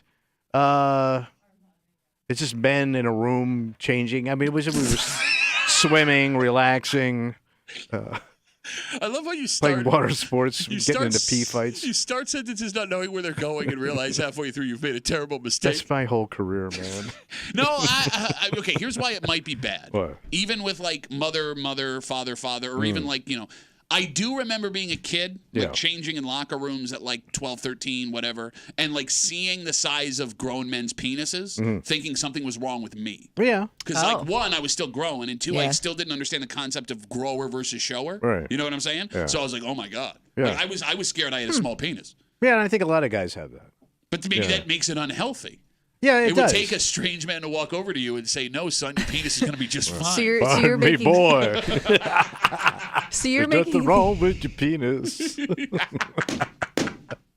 you're making the argument that you shouldn't see nudity as a kid, or you should be exposed to more. It could go either way. I think it's how you could. Okay. I think to your point, it could be processed many ways. Yeah. Okay. You could be shamed. You could be comfortable, and it depends on the personality of the people. We got folks waiting on hold. We'll get to you guys in a sec. Sit tight. I do want to read this message from Andrew, again, talking about what age you should stop being naked in front of kids. Andrew writes us on Instagram, nudity isn't inherently sexual. There's nothing wrong with children seeing their parents naked at almost any age. We teach shame and that nudity is sexual. Unless the kids are uncomfortable, don't make a big deal out of it. Yeah, I'm kind of with them. I mean, if it wasn't for Eve, we'd all be walking around naked all the time. Thanks a lot, ladies. Yes. Always looking for a free meal. 252-WCMF, 252-9263. Let's talk to Armand. Hey, Armand, how are you, buddy? All right. So just to talk about, nudity, I grew up with a lot of women in the household, and boy, oh boy, I'm scarred for life. Just I mean, my great grandmother, she was a big woman. My mom was big at one time. My sister was big, and holy hell, I've seen a lot of crack and areolas growing up. And I'm scarred for life. Like, sometimes I got to tell my wife even, like, put on a shirt or something. Because my grandmother, she used to sit in a house full of clothes with, like, no shirt on. Right. So it was like, holy hell. All right, So you're saying, like, too much nudity will make it go the other way? Yeah. Like, it was a point in my life where it was like, you know, tits weren't even sexual. Hold on, stop. Hold on, you can't say that. Hold on. So you said it's the Brother Willie show, bro. Let me back up. You said there was a point in your life where breasts weren't even sexual to you because of your grandmother? Yes, correct. Because, you know, they used to sit in her lap, so it's like, ew. Like, wait, so you have memories of touching your grandmother's bare breast because you were sitting in her lap?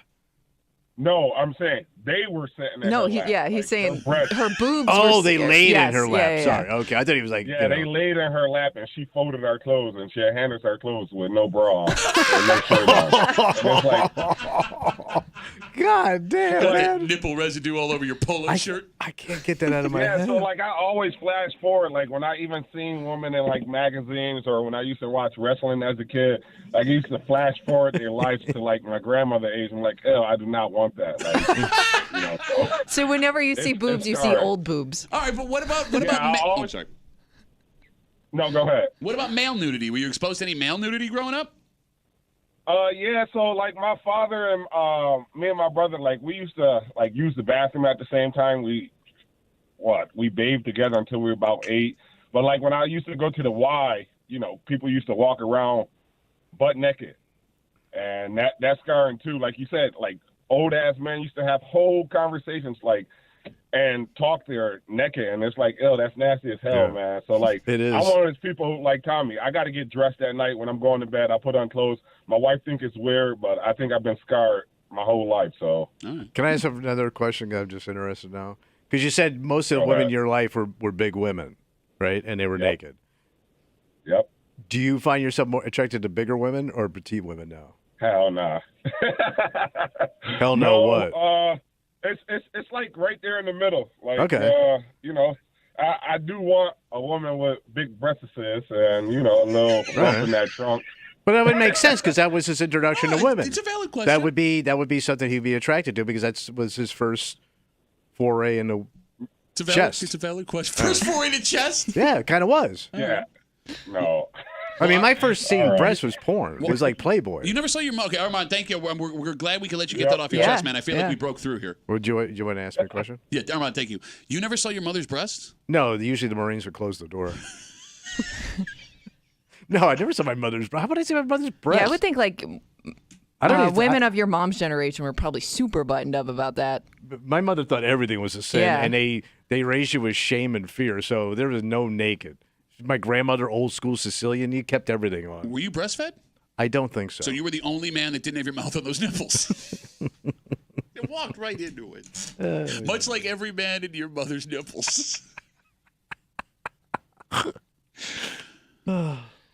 These have become wildly popular. And it makes sense on a couple of levels. If you have a Costco membership, you have seen these because they stand out because at first they're funny until you start thinking about, well, maybe there's an actual function for these. And there are people, Tommy, that are scared the way that the world is going. They may need this for function. Did you get it at Costco? Yes. There are also people, Tommy, that have done the math and figured out economically, this may not be a bad move for every day. Oh. And we'll tell you what we're talking about next here in the break room on 96.5 WCMF.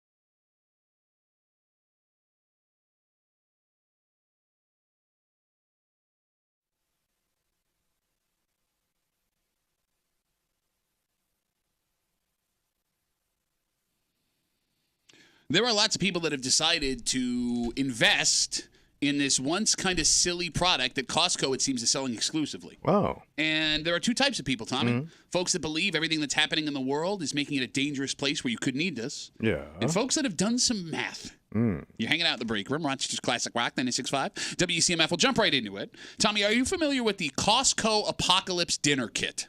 Is this like one of those like meal prep things that you store? You got it. Like end time meals? Yep. It's a bucket that they sell. It has 132 servings of food, and it will last you 25 years. 25-year-old bucket of food. And just add water. I believe that's exactly what it is. If you can find some. I believe every Costco. Didn't you buy something like this? I did. Yeah. We'll get to it in a sec. So you can buy them right now at every Costco for the low price of $63. Then you would get end time meals. You got Apocalypse meal. Okay. Yes. So the idea behind it is what you just described, right? Like if things go bad and the food supply craps the bed or there's a bomb that goes off or something, whatever, you would have this food in your basement to at least try and survive a little longer until things settle down. And I guess it would also be good for storms, like power There you outage, go. right? Good call. Like we just had 60 tornadoes hit the area. But there is more extreme weather happening, it seems, across the country. Oh, yeah. So there are people that are looking across the world right now with the political and social and weather situations that are saying, I'm going to get this. And they're getting it just to be prepared. It turns out there are also now people who are looking at this bucket and doing a little bit of math. Okay. Because 132 servings of food at $63 turns out $2.10 of food. A serving. Yes, and it's nutrient-rich food. Oh. When people are saying nutrient bucket. when you compare $2.10 a serving to what they're making with regular groceries now, it's a bargain. Yeah. So people are buying these Costco Apocalypse buckets and eating them for lunch, breakfast, and dinner. Because So this is like their go-to meal. yes, it's less expensive. It's easy to make, and it's not costing them anything. Okay, but we haven't talked about one thing. What's that? Taste. So my brother, now this is years ago, he was one of these Soldier of Fortune guys. You know, the world's coming to an end. Oh, where did he serve? Was that? Where did he serve? Oh, no, he didn't. No, he didn't. He does serve. So he went and bought like a 10-year supply of this stuff, came in boxes, and it was horrible. Oh. Now, I don't know if the technology has gotten better, but this stuff was a big box of ass. Like, you would pray for the missile to hit your house. It would no good. Like Now, it's maybe it's supposed to better be now. food for like when you're that desperate. Like anything's good. You Pretty know? much, right. 252 WCMF. Has anybody opened and tried this thing? Yeah, I was gonna say it'd be hard to have that as your go-to when you know you have other options. Okay. You know what I mean? But there are also people that don't care. Whatever's the cheapest I'm Yeah, going I to eat, I'm going guess. to make it work. And if it's easy and inexpensive. I'm trying to think though of something where I could eat the same thing every day. Now, here's the thing. The bucket contains a bunch of different Does it? food. It's not Okay. the same meal. Oh, the lasagna. I thought it was kind of like the same couple things maybe. Will you Google what is in the Costco Apocalypse Dinner Kit? Now, that's not the official name, but I'm sure it'll come up on Google. So you had said something a second ago with these Apocalypse kits that Costco is selling a ton of. Right in the smack dab in the middle of the pandemic, we got a Costco membership. Yeah, I remember you bought one. Yeah, and I was walking through, and they had a giant display of exactly what we're talking about. And I looked at it, and I laughed. And I go, look at this stupid stuff. And I took a picture of it, and I tweeted it out, and everybody was laughing. And I went and did my shopping. And I crossed back again, passed it a second time, and I go, that's actually a pretty good deal for So you all thought that food. about it. Yeah. And then I kept walking. Yeah. And then, like, I'm looking at everybody stuff their carts full of stuff that they didn't need. And I was guilty of that, too. Right. And I was thinking, like, well, you know, there's lots of stuff that goes missing all the time, and we don't know if we're in the worst of it. I walked in and laughed at it. I walked out with it. I bought one. So what was in it? So, Remember? It was mostly like rice and stuff? There's rice. There's, like, some kind of, like, protein, like, meat stuff. The reason I bought... Like canned meat. What sold me? Yeah. It came with 12 free servings of pudding. Okay. It was like bonus, 12 free puddings. Okay, so go ahead. But like it brings you in, and like it's in the basement. We've never opened it before. We have it like you said, just in case of like a So how massive long is it good situation. for? 25 years. It's this one. Wait, what is 25-year-old pudding going to taste like? Hopefully, I don't have to let you know. Oh, God. Although, I mean, if we get to a point where we're getting to 25 years old, I'm going to open it at 24. I just okay, throw the so goddamn this stuff thing is out. some of the stuff sounds okay, like stuff you heard of. So like pasta Alfredo, cheesy macaroni, teriyaki rice, pasta, veggies. An ad just popped up. Potato pot pie, different soups, and then we get into like, okay, what's orange drink? That's like Tang. Yeah. 16 servings of orange drink. Okay. I Now can you're get the that. astronauts. But they did have pudding. Pudding. They have whey What's milk with pudding? alternative. Ooh. Cinnamon cereal. Is all it says. Ooh. Okay. Well, what are you eating it with? The no whey milk. milk. Just plain, I Oh, the guess. whey. Yeah. But here's the thing, like, so, like, with all that stuff, right? Yeah. I'm guessing it doesn't taste very good. And you would have to have fresh water, and you would have to have heat. Like, to make macaroni and cheese and all, it's all based on, like, just dried Yeah, you gotta macaroni. add. I'm assuming you gotta add. I don't know. To be honest with you, I have the bucket. I never actually looked into it. Like MREs for the military. Do you Yeah. need water for those? Some are, like, self-heating, I thought, or something like that. Okay. But I don't know if that's the same thing. Nor do I. And it seems pretty inexpensive, $63 for all those servings of food. For me, I would just get a whole closet full of Spam and be done with it. That would be way more expensive. But yeah, but how much? I would take the end of the world if I could get unlimited Spam. Kimmy, can you Google how long a can of Spam will last? I think it goes forever. No, I mean, they everyone- had to put an expiration date by law, but I bet you Spam goes 30 years. No, they say everyone thought Twinkies went forever, and they don't. They have an expiration date. It's not really given a. It says, okay. There is no end date. Yeah, it says canned goods can last for years if it's in good condition. This says the best buy dates for cans of Spam are 3 years after the manufacturing date, but I mean, it's bet not you go saying like long. how long it's actually good for. Because it's just cured meat in a can. Yeah. I love that stuff. What, you like meat in a can? Bro, I love cured meat in a can. Get the hell out of here. Yeah. Bro, after the success I saw at Costco, I decided to open up a new business. Yeah, what's it called? Oh, where is it? Oh, it's down in the men's room. Got a kiosk down there, yeah. Yeah, what's it called? It's called Uncle Pat's. It's the end of your world. I'm about to give you all the meat in your can, and it comes with my own special sauce. Taste it up good.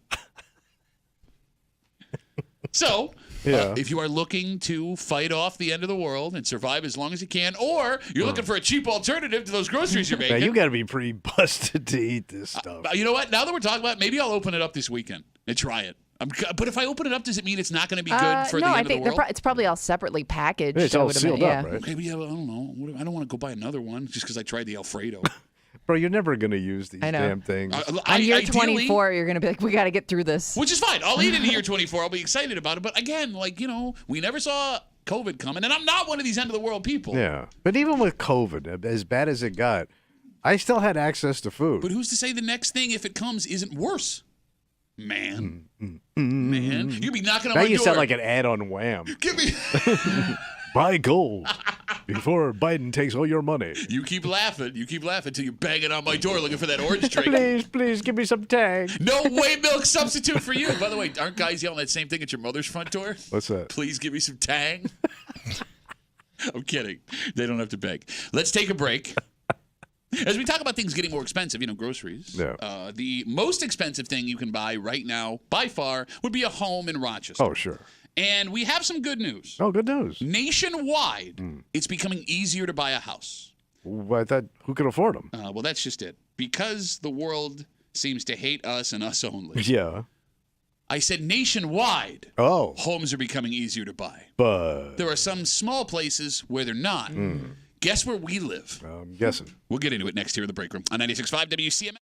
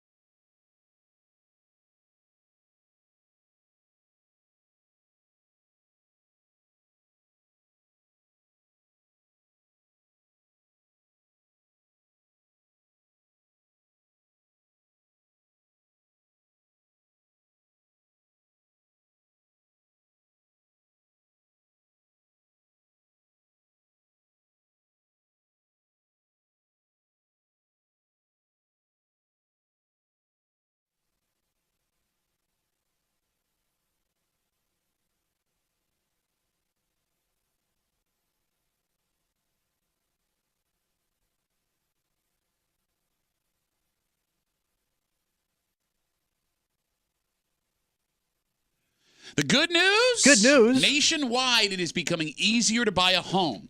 Great. The bad news? Yeah, what's that? There's a reason I just said nationwide. Because there are still a handful of communities in America where buying a home is next to impossible. And it turns out we happen to live in one of them. We're the lucky ones. Wow. You're hanging out in the break room. Rochester's Classic Rock 96.5. WCMF will jump right in. Story in the New York Post this week talks about how most of American home buyers are finally catching some relief. It is easier to buy a place to live, and it gets into this whole economic reason why, but whatever. However, there are like 15 cities in America where homes are still flying off the market. And wouldn't you know, one of them is Rochester, New York. Wow. Rochester is ranked as the 5th hottest real estate market in America right now. Damn, number 5. Yes. Homes are spending a median of 17 days on the market, which is a full 28 days less than the current national average. Damn. Let me say that again. Homes being sold in Rochester are being sold a month sooner than every other city in America. So you'll sell your house in under a month.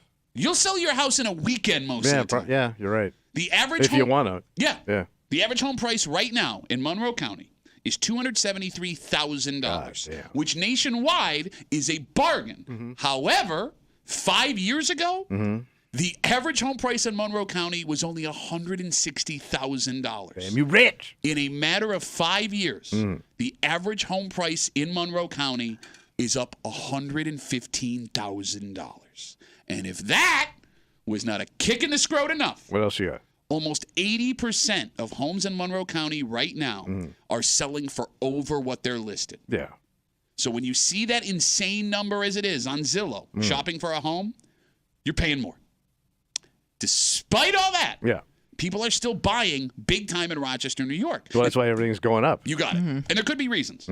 Yes, homes cost way more than they did 5 years ago. Yes, you have to overspend to get one. Yes, you have to move quickly. But despite all of that, Rochester, New York, compared to the rest of the country, is still a cheap as hell place to live. Because, and here's where it gets strange. Okay.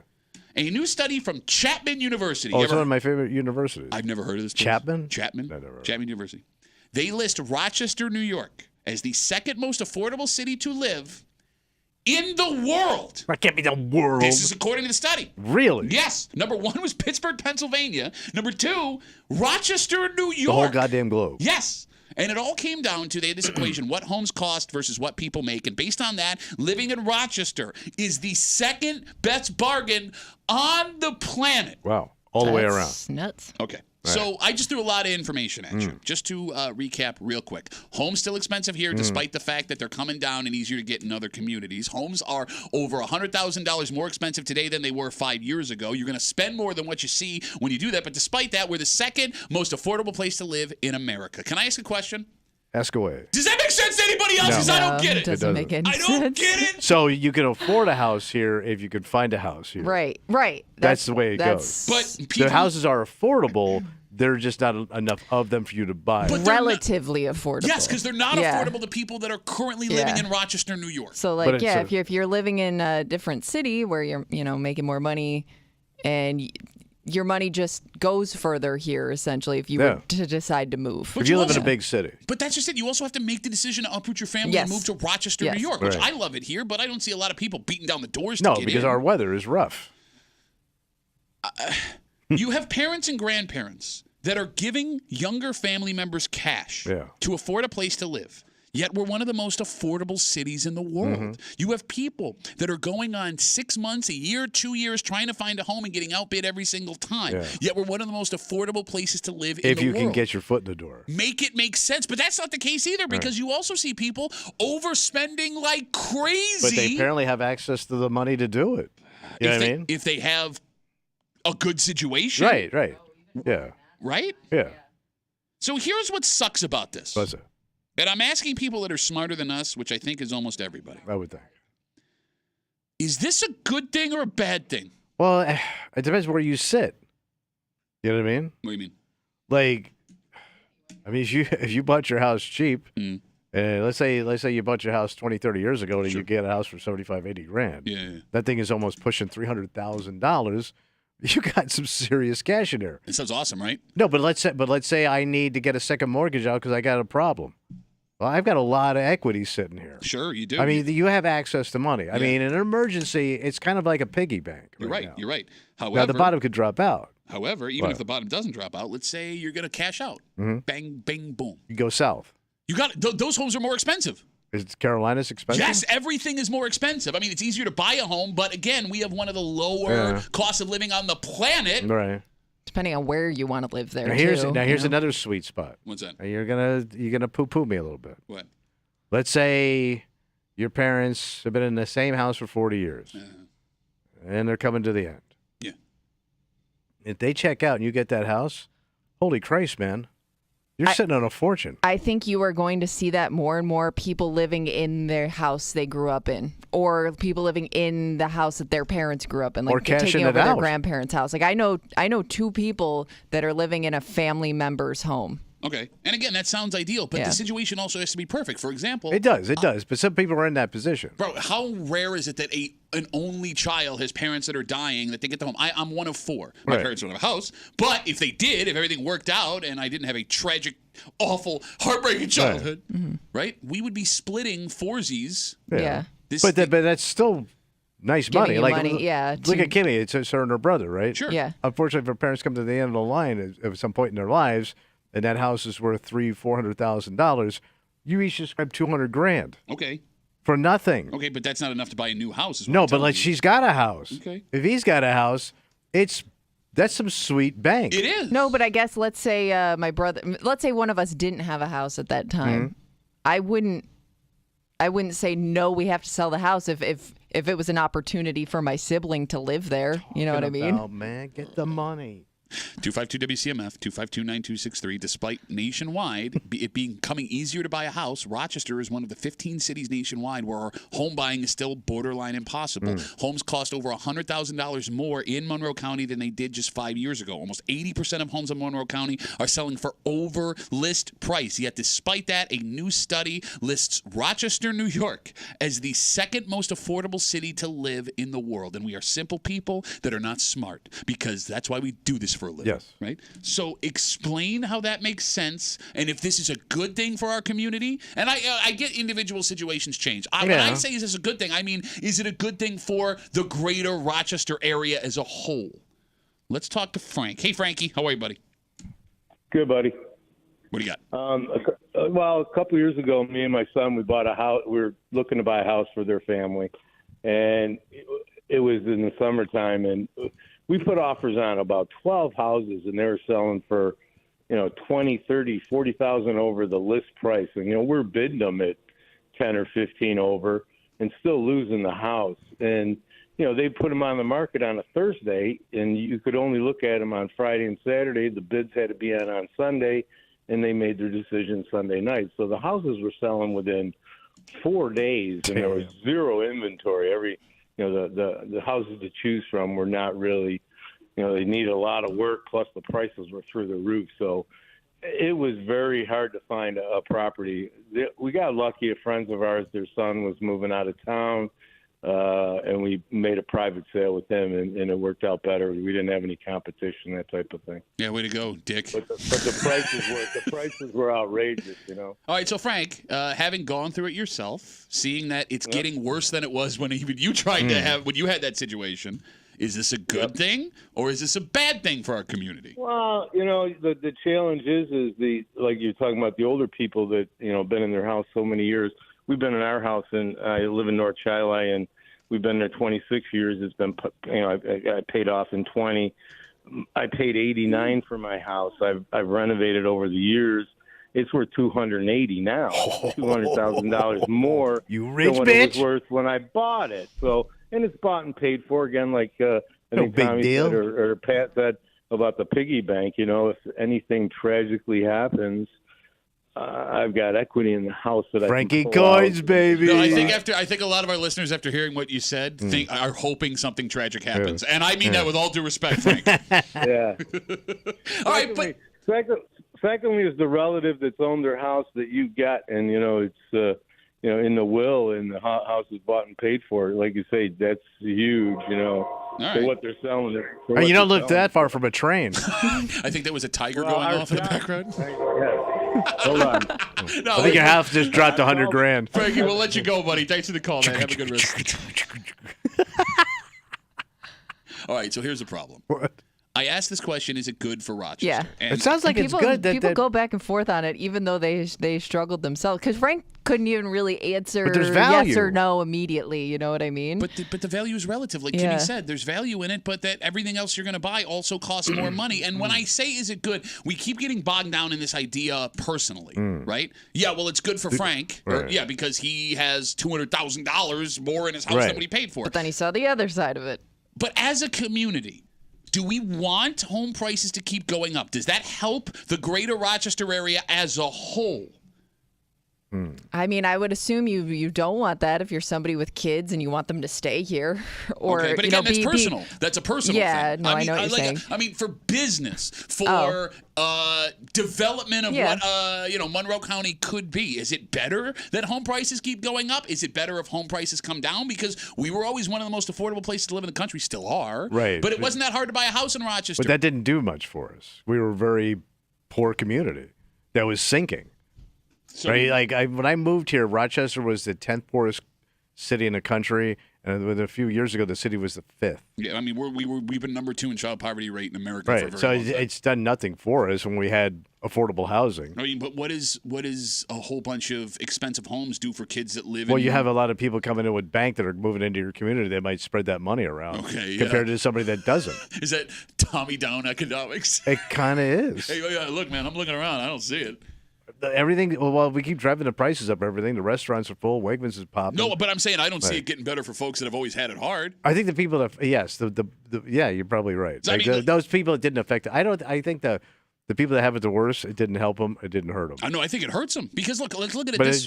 but nothing was going to help them. Well, but here's why, right? There was a time, It was a poor time. which is still not, where like even those folks that were on the balls of their ass, there was a way for them to get to where they had to be, All right. right? Like Yeah, I mean, yeah, you there was could, an yeah. affordable place to live. You could own a home on a salary of $40,000 Yeah. a year. It wasn't all that long ago. Right. That don't exist anymore. you And like even with these neighborhoods in places that traditionally weren't expensive. If you have people moving in now, those people that owned those homes before or were renting, they have to go somewhere. Yeah, Those people true. don't just evaporate. Now, what could happen, the way I understand it, well, let's say you overbought that house. Let's say you paid $280 for it, right? Yeah.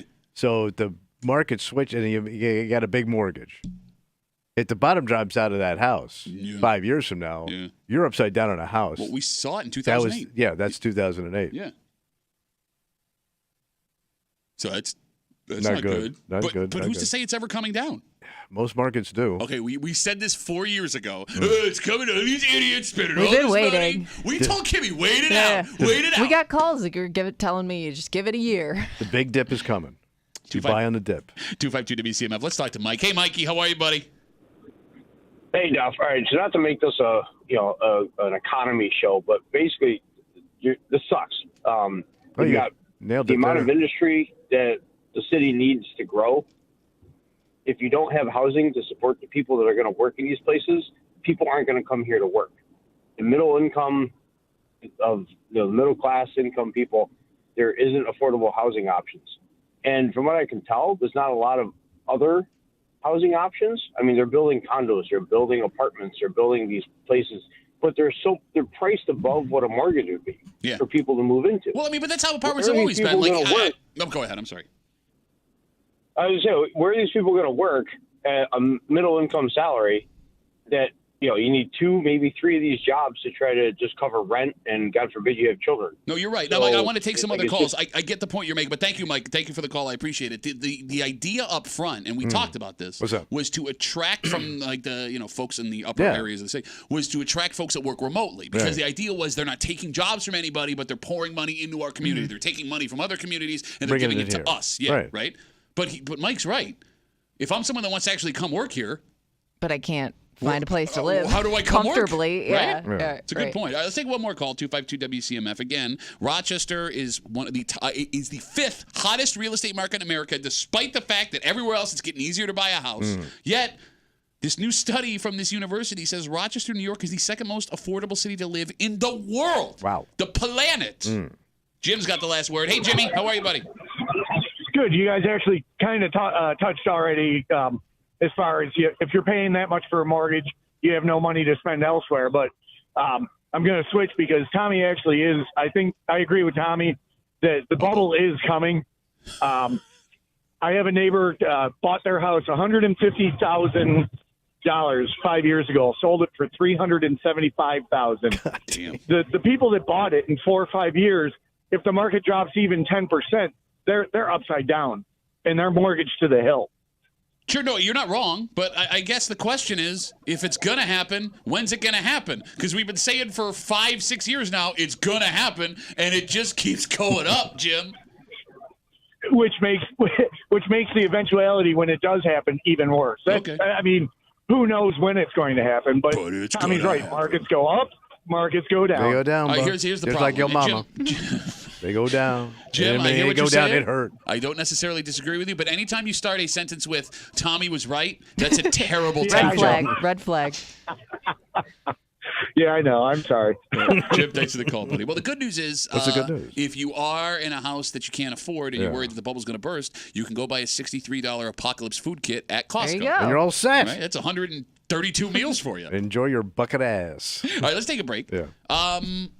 If you own a home, you also now have to deal with owning a home. Yeah. Maintaining a It's a property. headache. And you got to worry about people trying to take things from you. Mm-hmm. For example, there is someone we're going to tell you who woke up and found a man in his car. Wait, in his car? In his car, in his driveway. And was he trying to steal it? Well, that's just it. No, Oh. no, he wasn't. Right. That's where it gets weird. Ooh. Next to the break room. On 96.5 WCMF.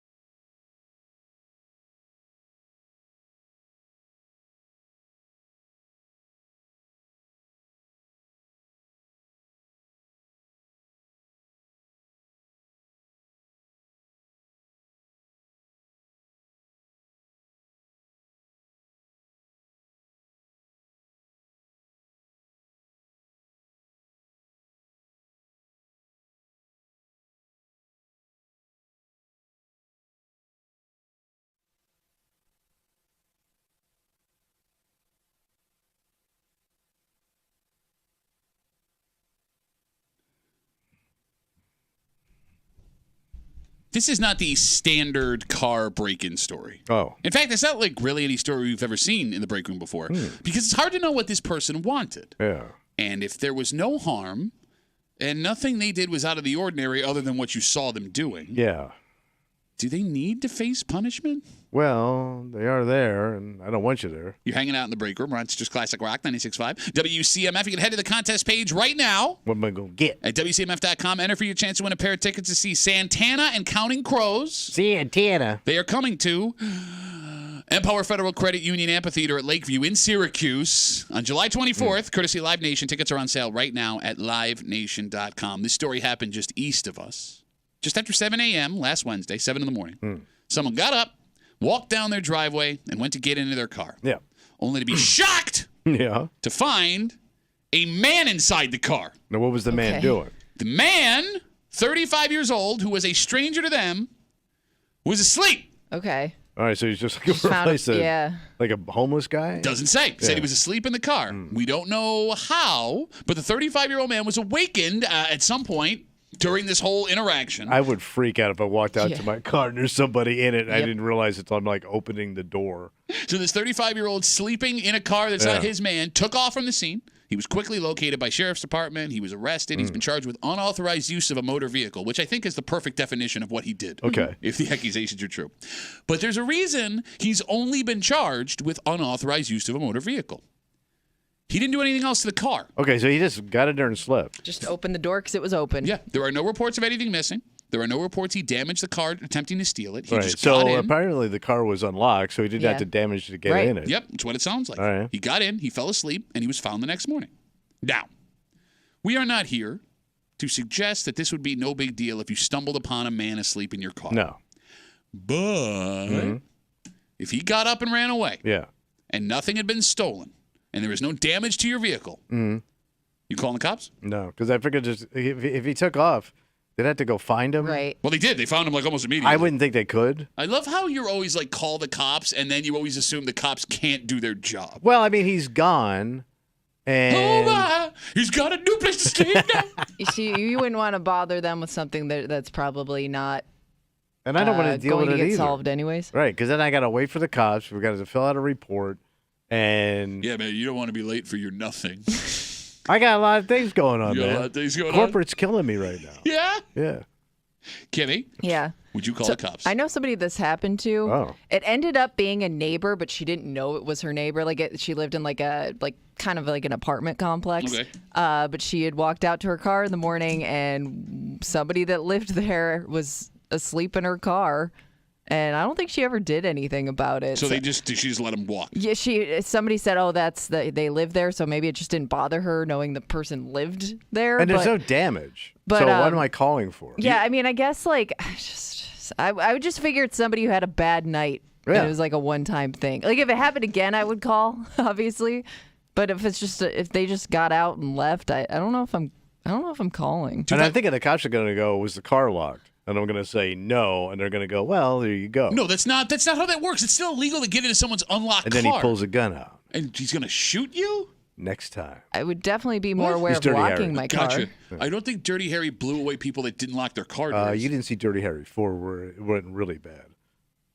252 WCMF. Again, we're talking about this person walked outside 7 o'clock in the morning, went to get in their car, only to find a man asleep that they didn't know, 35 years old. The man was awoken. He tried to take off running, was caught immediately by the sheriff's department. Apparently, they must have been in the area. But nothing was missing. No damage to the car at all. This man fell asleep in the car.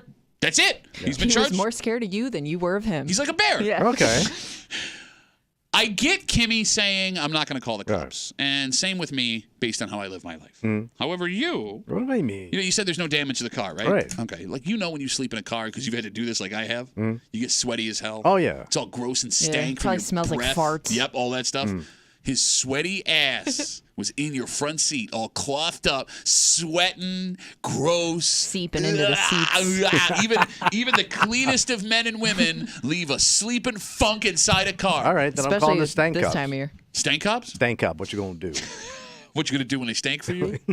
I think you would call the cops. I think you're trying to sound like cool guy. But I'm basing it on stinky? Yeah, because... I want to make a stinky report with the cop. Well, like you say, he didn't damage my car. Right. Yeah. In your bitch-ass opinion. Well, if he BOs it up, then maybe you got a point. Calling the cops would get you answers, and I think maybe curiosity would be the reason why most people make that call. Because this could be a homeless person, like you theorized. Kimmy, this could be, like you said, someone super drunk. Yeah. That would be my automatic assumption. Somebody wandered in here just looking for a place to crash. This could be someone who mistook your place for someone else's place and was waiting to talk to someone when they woke up. Right. I guess that last one would be a reason to call the cops. Like, why are you being sneaky and waiting for someone outside my house? True. But the only way you'd get the answer you're looking for is to call 911 to try and figure out a motive for what happened. But, I mean, they would have to – I'm surprised they caught him, only because, like, he just screwed into the night, right? It was 7 a.m. He screwed into the morning. Early morning. It's not that early. 3 is early morning. 7 o'clock's work time. But I remember when my car got broke to in Cornhill, and it happened a bunch of times. I called the cops the first time, and the guy was saying, like, There's not a whole lot they could do. No. He goes, it's after the fact. What was taken? I go, there's nothing. They just change and stuff. Like, it was a pointless call because they said, like, do you want us to come out? I'm like, no, because they jimmied open the window. No. Maybe it's because they didn't like you. Well, it may have probably. The cops like, yeah, no, it's fine. Nothing we can do. Shut up, stupid. There would be part of me Bring back Earl David Reed. There would be part of me that would feel like I'm wasting their time once they start to ask you those questions because it's like, was anything broken? Well, no. Was the car locked? No. Did they take anything? Nah, I don't think so. It's a non-report. Unless they come back and do it again. Right. I mean, and then it gets dangerous. I mean, but again, if they do it again and you still didn't lock your car, you're not going to lock your car. I would feel like it's kind of on me. You're going to lock your car for a week, and then when nothing happens, you're going to go back to not locking your car. Popsically. 252 WCMF. We got Facebook messages coming in. You can always get us at WCMF or the Break Room Facebook page. This comes in from Julie. Julie says, this happened with my husband's truck. We found a passed out teenager in the back seat on a Sunday morning. We thought he was dead. When he finally woke up, When he finally woke up,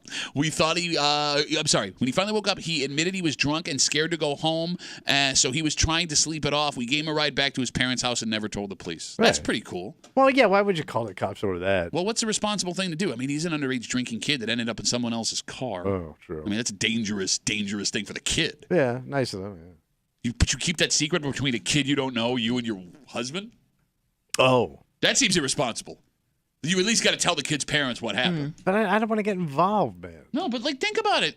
Okay, let's see here. We've all been there as kids. I've never passed out drunk in the back of a stranger's truck. Underage drink. Jesus Christ, I paid for half of it. Bro, those drinks are free and you know it. Like, you try to take credit for something you never did.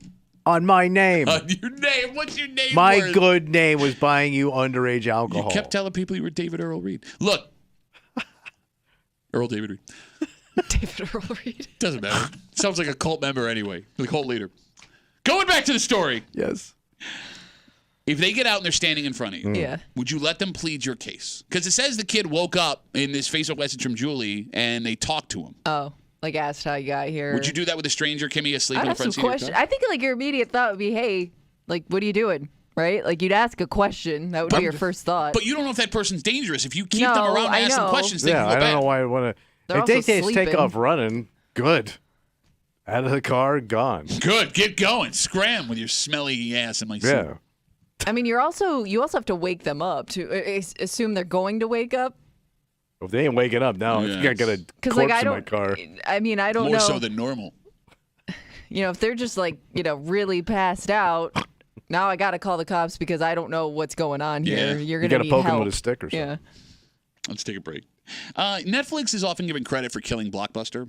And yeah, that's a fair statement. Sure. But this company also had a major hand in it. Because although it didn't revolutionize technology like beaming movies into your home, it did cut out all the pain in the ass of going to any video rental place. Yeah. And this company that revolutionized how you watch movies at home is officially finished. They tanked, huh?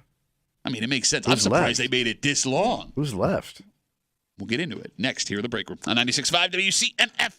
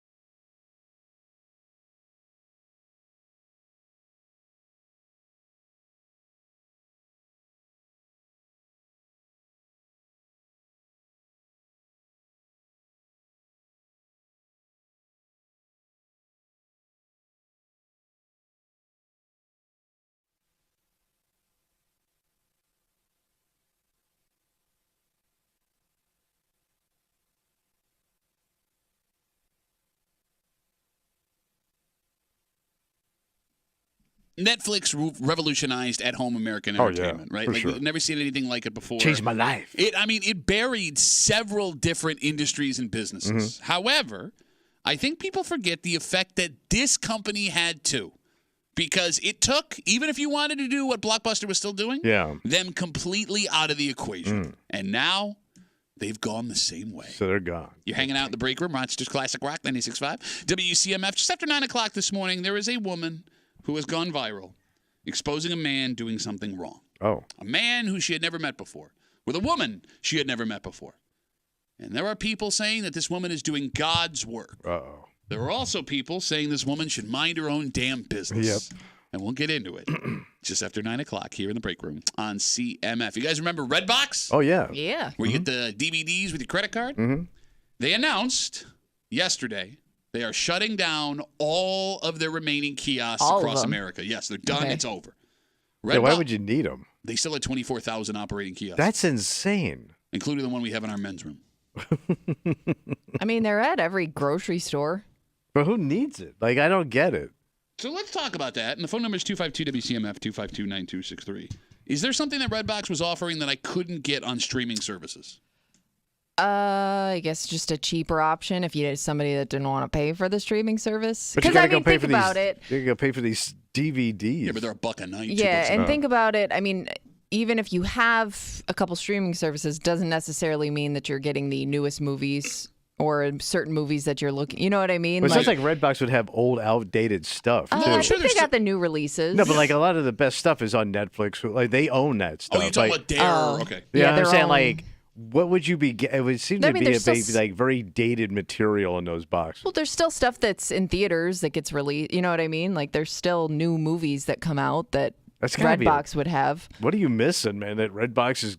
Yeah, I got to get to Redbox to score that old episode of Seinfeld. Well, there you go. That could be it. Matter of fact, Seinfeld is completely on Netflix now. You can watch every episode. Okay, I know you love Netflix, and I know you get weird when people talk about not using streaming services. But I think that there are people out there that are just really against those streaming. Or So I'm thinking it's old people. You're No, an it's old somebody like person. my You're age. an old person. Right. But like I'm thinking guys my age, they got a flip phone. They don't want all that stuff. Okay. You know, they think they're going to lose all their information. people that still have DVD players set Right. up. Yeah. You would still have to have the equipment Yeah. to play it on. I mean, can you play a DVD in like a laptop computer now?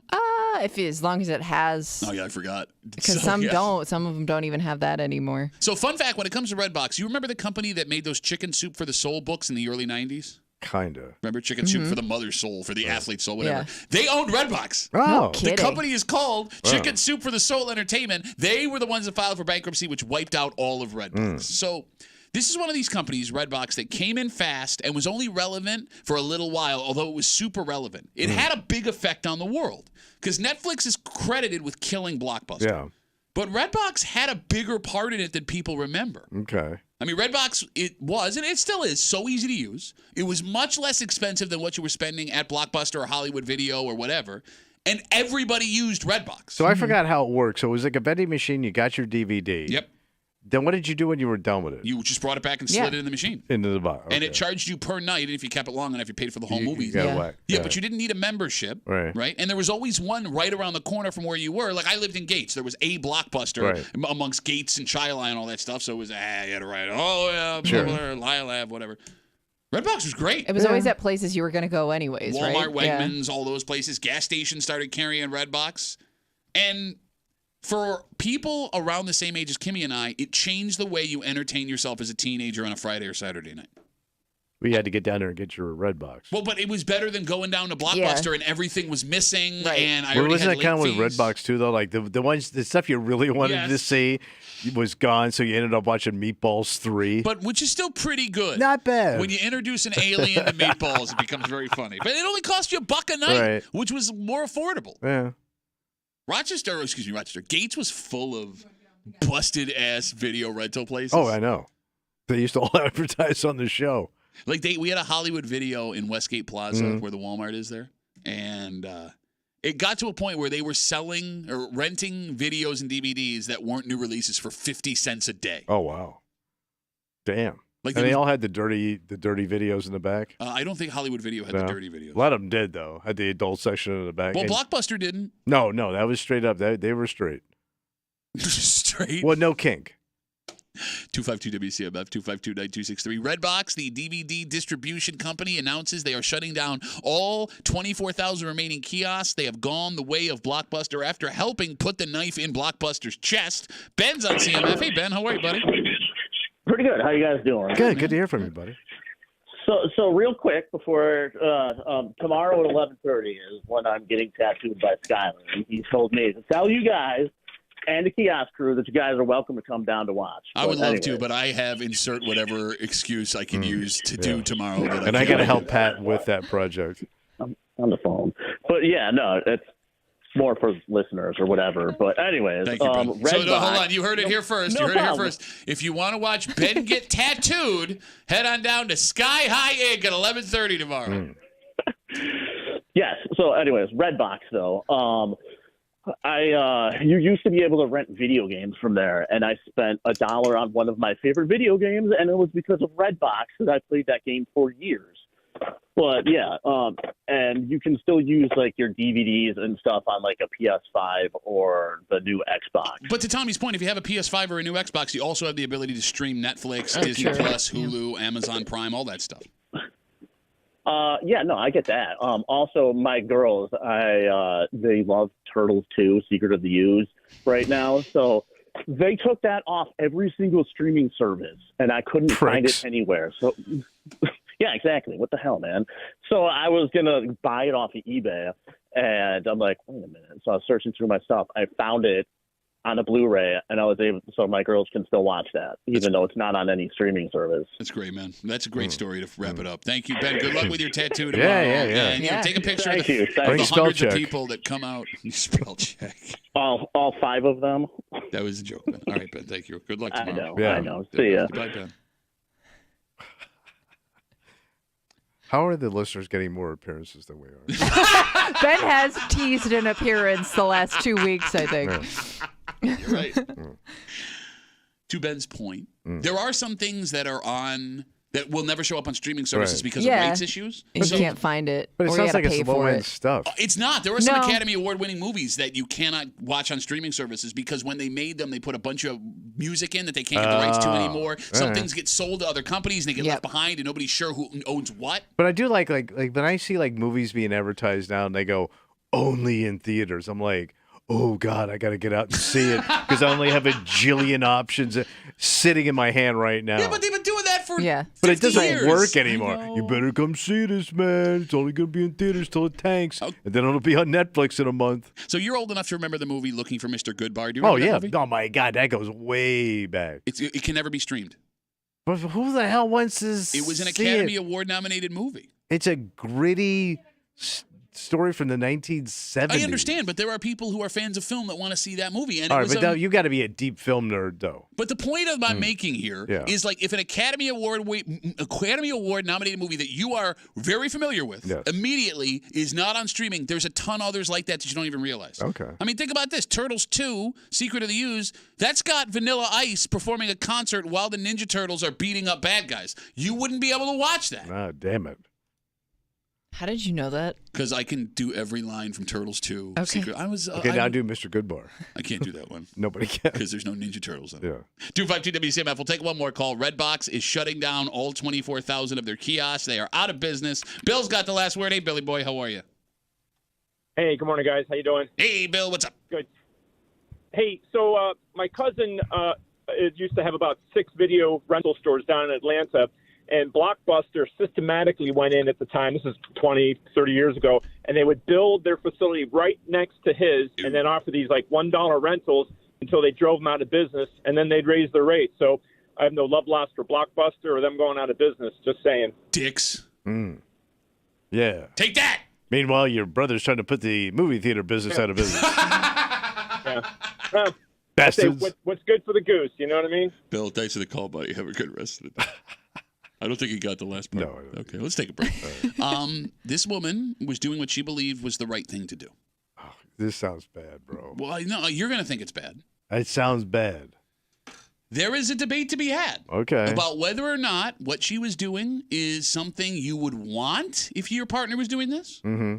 If it's something that is intrusive because it was being done in public. But it's none of your business. It's not, but it's also nobody else's business that you're showing it to. I mean, if you're showing it to everybody, we'll get into it next here in the break room on 96.5 WCMF.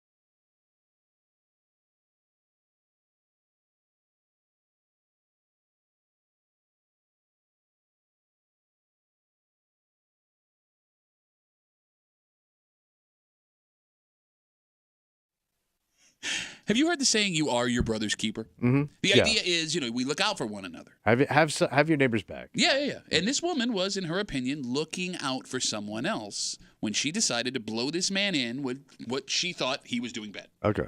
But you can also make the argument it was none of her business, and she may have done more harm than good. It all depends on what you would want to know and what you may be doing when your partner isn't anywhere to be found. What happened? You're hanging out in the break room, Rochester's Classic Rock 96.5. WCMF, the Sterling Renaissance Festival is back for fun-filled theme weekends in 2024. Visit the contest page at WCMF.com. Enter for your chance to win 4 tickets to Sterling Renaissance Festival, available for one-day admission during the 2024 season. All ages, family-friendly festival, 360-degree experience, amazing sights, sounds, authentic foods, feelings invoked with the shows, Saturdays and Sundays only.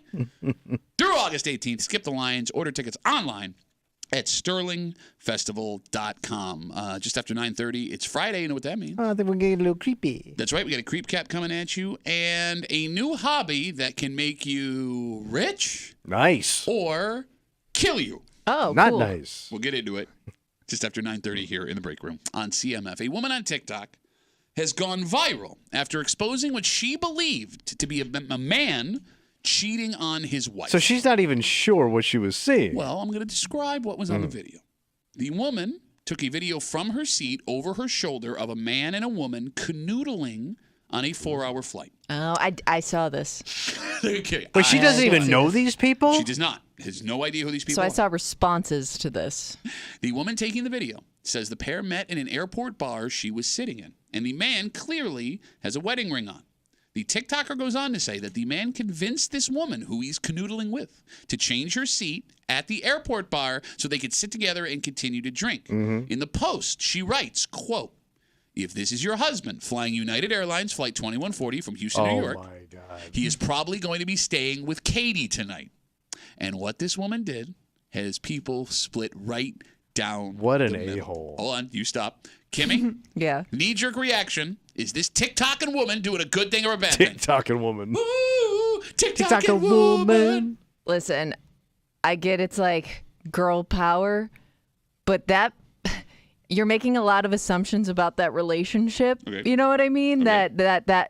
That person, that whoever he's married to, may not want out there. Okay. Because now, whoever his wife, girlfriend, whoever is, if he does have one, he's got a wedding ring on. She now has. I mean, that's exposed to like her friends, her family. She can't keep that private anymore. And you don't know what You the know what I situation mean? is. You don't know what the relationship is of a marriage. Okay. For example, Well, what do you mean? He I'm could be in a saying- horrible situation. I love how you make I know. him the victim immediately. I know. I was going to say I wasn't going there. He could be a victim. No, you don't know. That's my No, but point. I just find it strange. These like, poor men I- that just want to get away. And they've been victimized and just want to have a little fun at the airport. No, I hear you, man. It's been so hard to be a white guy for all these years. Finally, a man standing up for us, Yeah. white guys. I'm thinking of more who she's directing this message at and how it could hurt them. You're right. Okay. The whole family is Yeah. dragged into this. All right, so shut up. Yes. That wasn't the take you had. I Your know. take was this I know. poor man. Yes. I do. I can have. I'm a double taker. Okay. So, Kimmy, Yeah. I will ask you this question. Go ahead. You're not Kimmy. The phone number is 252-WCMF, 252-9263. Is what this woman did a good thing? Is it an honorable thing? I Or don't is know, what 'cause this woman did a badisky thing? I'm sorry, that's not the question I wanted to ask. The question I want to know, if your husband is on this flight Yeah. and he is canoodling with Katie, Yep. the only way you're going to find Right. out is if this video goes viral. It's a hard. I know what you're saying because you would want to know. You'd be happy that you found. If you had no idea anything like this was Right. going on and you see this, obviously it's opened your eyes to something that you were oblivious to before. So you may be grateful for that. But then I'm just thinking of the aftermath of it all, and I guess I would still want to know. To your point, But like, then we would know. Like Pat and I would know. I know. That's what I'm saying. Like it comes with a We ain't lot cool. of backlash. I'm cool. You wouldn't be cool. Oh man, the things we would say Well, behind I'm her not- back I'm as soon not as she leaves the room. If she or her husband is cheating on her in a public, I'm not going to say Yeah. anything behind her back. You bitches better be on my side. We will. We better be tearing down that calendar behind you. I don't know. Can I keep the calendar? Calendar stays up. So but dreamy. we'd have to make some jokes. I'm not going to make any Not jokes. to her face. No, I'm not We going to would do be that. gentlemen. No, I'm not. Oh, I kind of like what if she what a leaves. friend you are. No, I am. No, you're not. I am. How? I support you, girl. You support me, but you're going to make fun of me when I leave the room. Yeah, a little bit. I don't want to hurt your feelings. I got I got stuff. You got stuff. What do you mean I got stuff? Oh, you got stuff. What do I got? Oh, what do I got? What do I do? No, I would feel. I would feel uncomfortable. Oh, I would too. No, you wouldn't. You would at least have to give it some time before he made jokes about it. Like, let me recover first, and then you can mock it. Absolutely. I mean, they do say time plus tragedy equals comedy. I also don't know, like, if this man has kids. Right. All right, but counterpoint. What if, like, your kids' friends see it? What if it blows up his business? Well, but again, he made the choice. Right. No, but he didn't make the choice to be dragged into the internet. All right, time out for the game. Time out for the game. Let's say he loses his business and the kids go hungry. No, we'll just. And now they're on assistance. And his mama cried. There's one thing she don't need is another set of mouths to feed on the airplane. On the airplane. Look. What? You can sit here and try and make this man a victim all you want. And I think there is a legitimate debate to be had about what you want to see, what you don't want to see, what is private in public, all of that stuff. What you cannot do is make this man a victim. No. Because he created the situation. Yes, this does not happen without him. And he made the choice publicly to do this, knowing that the world exists with phones and cameras everywhere. So don't sit here and be like, what if he loses his business? That's his fault. Okay. If he gets a divorce, that's his fault. If it blows up his life, it's his own fault. Nobody gets anywhere alone. Oh. Yes. Oh. Yes. So now you're saying. So there's I'm not saying he's innocent. Oh, you. But I'm saying there could be a lot of hands in the situation you're looking at. There's a reason why, and they're all busy right now. But there's a reason he's in that chair doing what he's doing. Okay. So, and you don't know the backstory. No, you're right. And it's none of your business. You're absolutely right. So let me ask you a question. It's hurtful. Basically, there's no positive.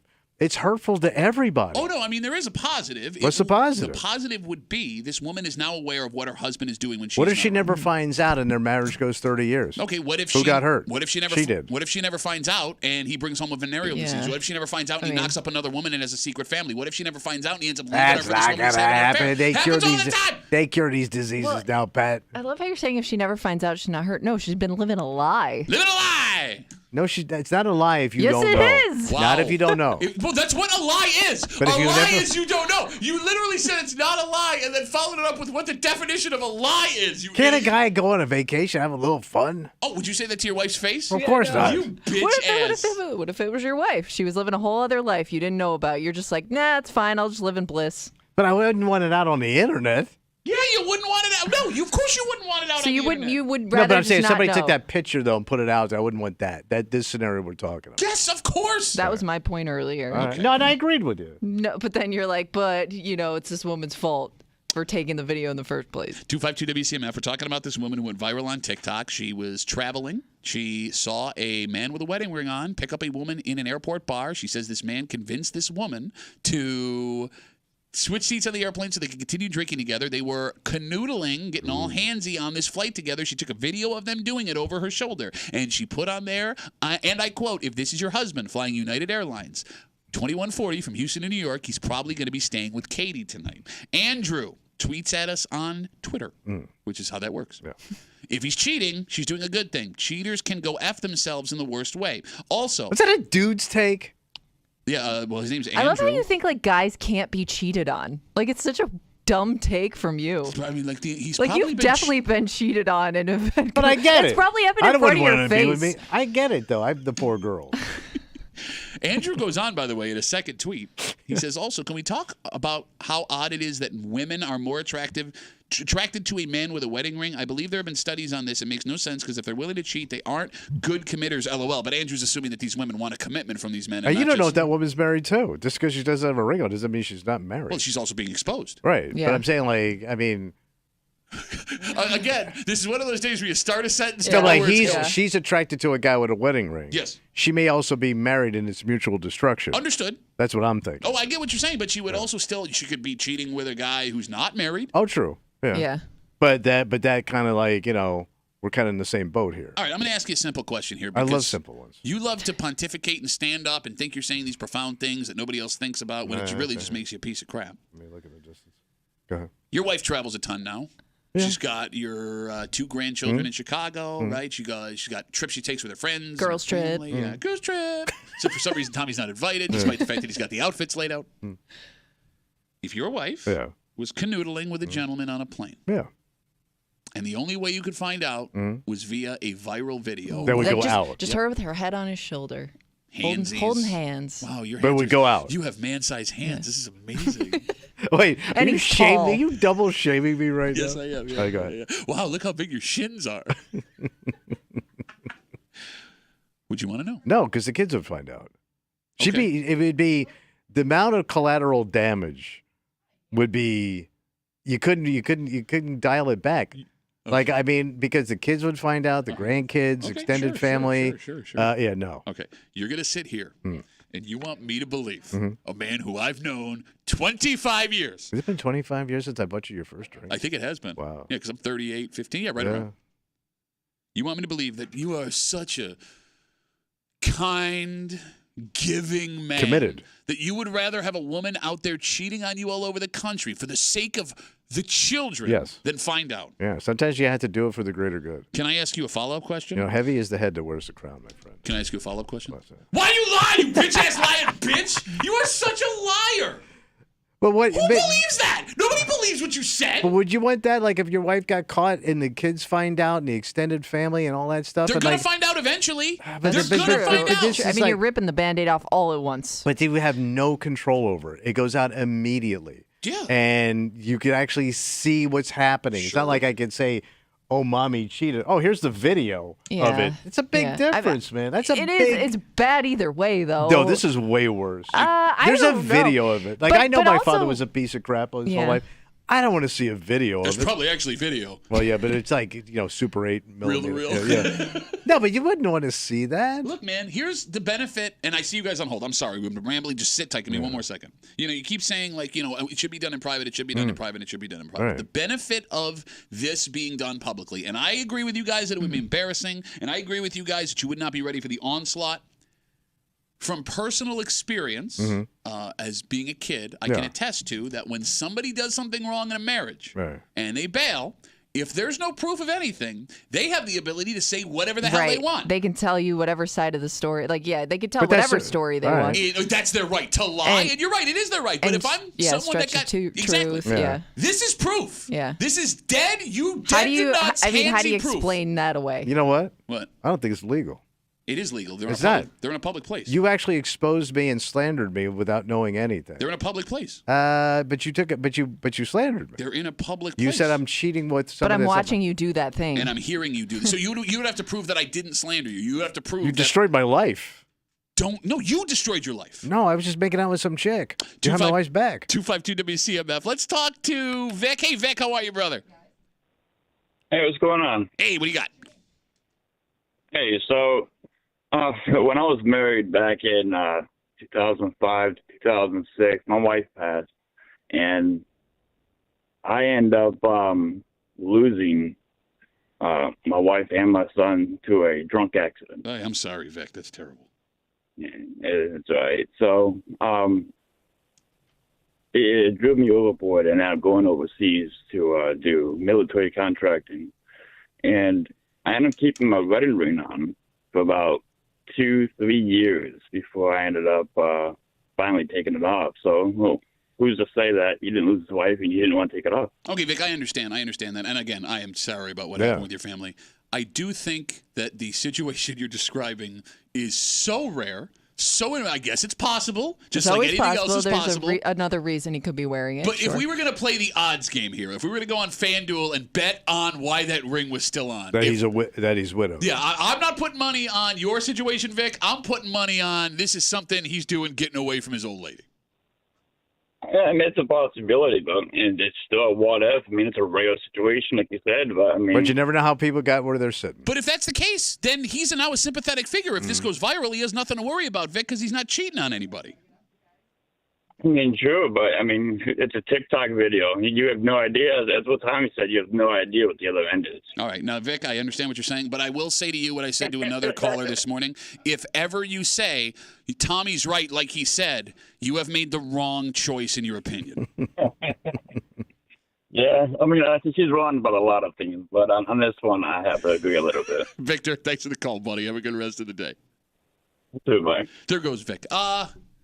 We're getting a lot of Facebook messages coming in. The one thing that keeps showing up in the Facebook messages What's over and that? over again is, how do you know this couple is not in an open relationship? Which is fair. That is fair. Right. It's also another long shot. Well, that was the other thing. Oh, now you want to side? Now you want to jump on my side because things got a little bit real in the break room. Whatever. I'm Jenny. I'm about 24/7. We got that scenario. We also got people saying, what if it's a couple role-playing? Oh. Role-playing couple? Yes. Come on. People do it all the time So on then, television. Again, there's nothing to be ashamed of. But you do you're have to dragging my explain- personal business Yeah. out. You Like would if I have to have a explain sexual that to fetish with people. my wife, it's nobody's business to put it out on the internet. Which I think that woman's just a horrible. I think what she did is she way was- worse than whatever this guy's doing in his I marriage. disagree because her intention was to Bust be a guy. team woman, right? Like I'm trying to woman. help somebody out who may be getting hurt in this situation. Yes. That was her intention. 252 WCMF. Okay, along your lines. Again, we're talking about this woman went viral on TikTok taking a video. She saw a man and a woman canoodling in a hotel bar, or excuse me, airport bar. The man is wearing a wedding ring. The woman is not. They then exchanged seats so they could sit together. They were getting all handsy with each other on the flight. She took a video of this happening, and she wrote on this TikTok that again went viral, and I quote, "If this is your husband flying United Airlines flight 2140 from Houston to New York, he's probably going to be staying with Katie tonight." John, I think, is siding with you here, Tommy? Oh, so John's super cool. Super cool. John's on CMF. Johnny. John, you there? John, are you getting handsy with someone over there? What's going on? Did he give a fake name and forget his fake name probably. is John? Okay. Because this would be a take that a man would give a fake name for. John, last call, buddy. Last call for John. This is Ken. Ken? Ken, who cares? Okay, you talk. What do you got, Okay. buddy? It's no one's business except for their own. Why aren't people minding their own business? Have you ever heard the old saying, never assume because you make an ass of you and me? This is true. Go, brother. Yeah. Don't assume anything. Mind your own business. Let people live their lives. So That's all. just one question though, Ken. Are you married in a relationship? I'm married. So if it was your wife in the video, you would rather just never know. I would never know if people just minded their own business. So you rather that's my question. You wouldn't want to find out?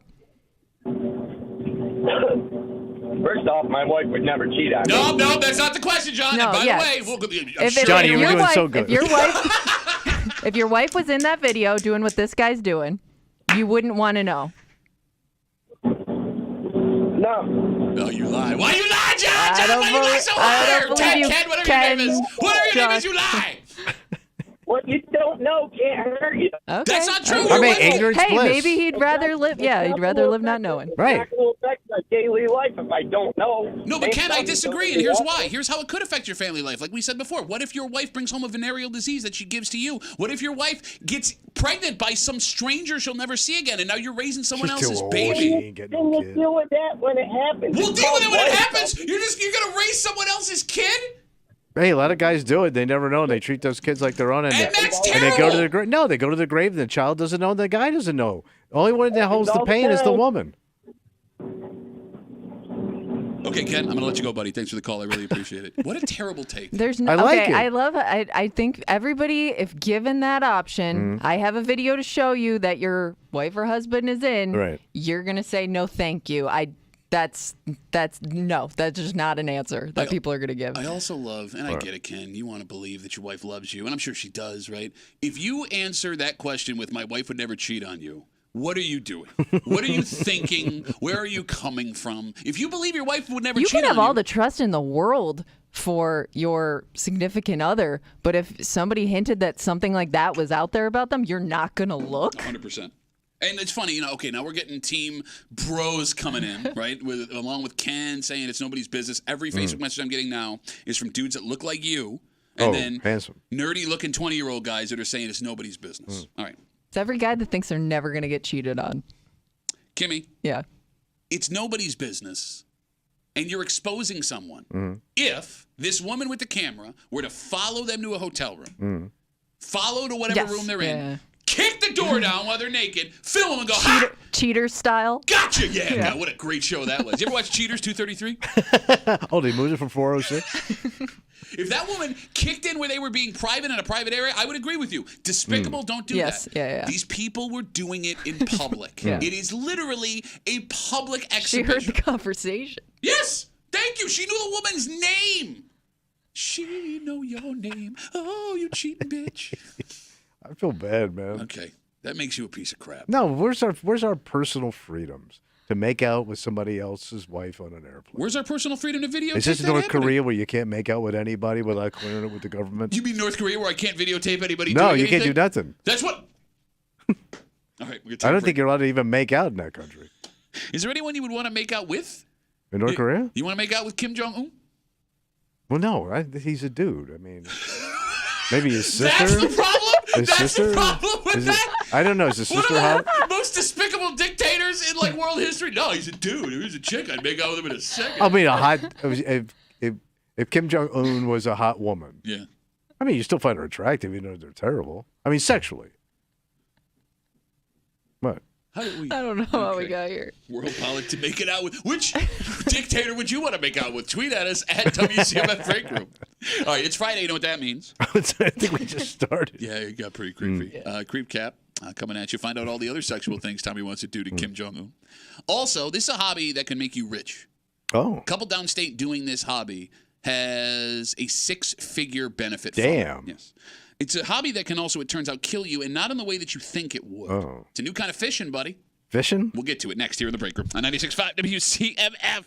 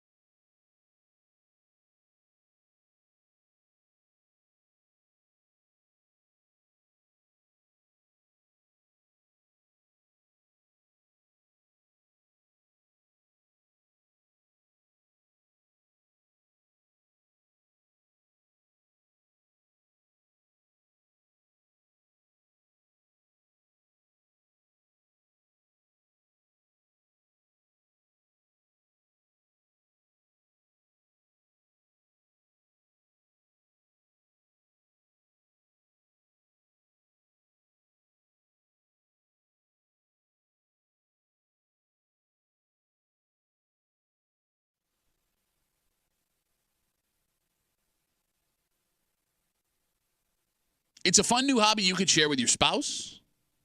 Oh. I love how you immediately lose you on that. Well, I had to think about that. I don't want to do that. I don't want to do something on my own. And this couple we're going to tell you about from downstate is now 6 figures richer doing it. Damn, they hit. Not only that, even if you're finding stuff that isn't valuable, there's the excitement in what am I getting here? Wow. However, it turns out you could also discover some terrifying things or stuff that could hurt you very badly. Oh. You're hanging out in the break room, Rochester Classic Rock 96.5. WCMF. We'll get to that in just a second, but it is Friday. Yeah, buddy. All the gross things Tommy said all week. You're welcome. We give you the creep cap, and it happens now on CMF. Yeah. Oh, man. All right. God. All right. How hard? Okay. All right. I love it. No, it's called Grandma. Tastes like a grandma. It's called Grandma McFlurry. Now, It's got gnarly pubes in it. You got to feel them up. Not, do a deep touch. But touch. Stop talking. What is a deep Don't You know ask deep that touch. question. You don't have to do that. Stop that. Is that how you do it? Yeah. Well, I'm air doing it, man. I don't have a vagina right now. You're like your brother dancing at a wedding? What's the name? I don't even know what you're asking. Okay, I don't know. Like, I hear don't know. words every once in a while. What's it called? Hufflepuff. It's like Oh, that's one your of mom's the- Saturday night. Harry Potter. What do I want? I want All that delicious Italian food. Oh, it's like clams, but it's got like goo on it. I love gooey clams. But you are munching downstairs. Yeah, but it's not intercourse. I mean, you can make the argument that because The lady there's Lunchable. a lot of sodium. But it tastes so good. So I learned from that, and that's how. On Horny Island, baby. Yeah, buddy. You know it. Good old Cabo. Andy, thanks for the. If my daddy was a billionaire, spank my ass up if I'm still in the will. This is Joke Diddle, which is one of my favorite blues artists. Oh, how'd it go? How'd it go? Oh, I'm Joe Diddlin. Doing it over the phone, baby, ain't the same thing. Daddy's got to come over and give you the soul finger. Hey, that's what I'm saying. Like, your mouth doesn't even work. That's how annoying you are. Worked last night on your mama. But She liked it. because she likes it. Daddy likes a little backdoor sugar. For God's sakes, man. It's just sugar. Don't taste like sugar. Oh, it don't. A sugar bite. Do you want to see any of that? Plus, it takes so long to get the robe up. Yeah, Hold on. It's worth a peek, I hear. You look like a campy Batman villain. The Diddler. Oh, your mom's in town? Like to get into that cave. It's so good to be a creep. There it is, the creep cap on CMF. Are you guys familiar with magnet fishing? No.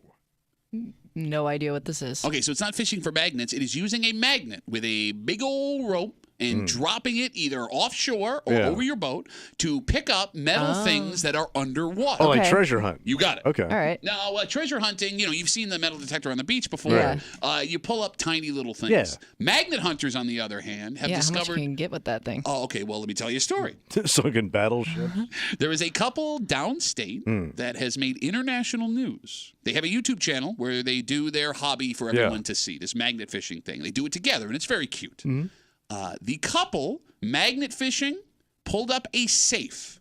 God damn. And inside the I safe, don't know if I want to know what's in that safe. I'm going to tell you, Kimmy. Bullion. $100,000 cash. Wait.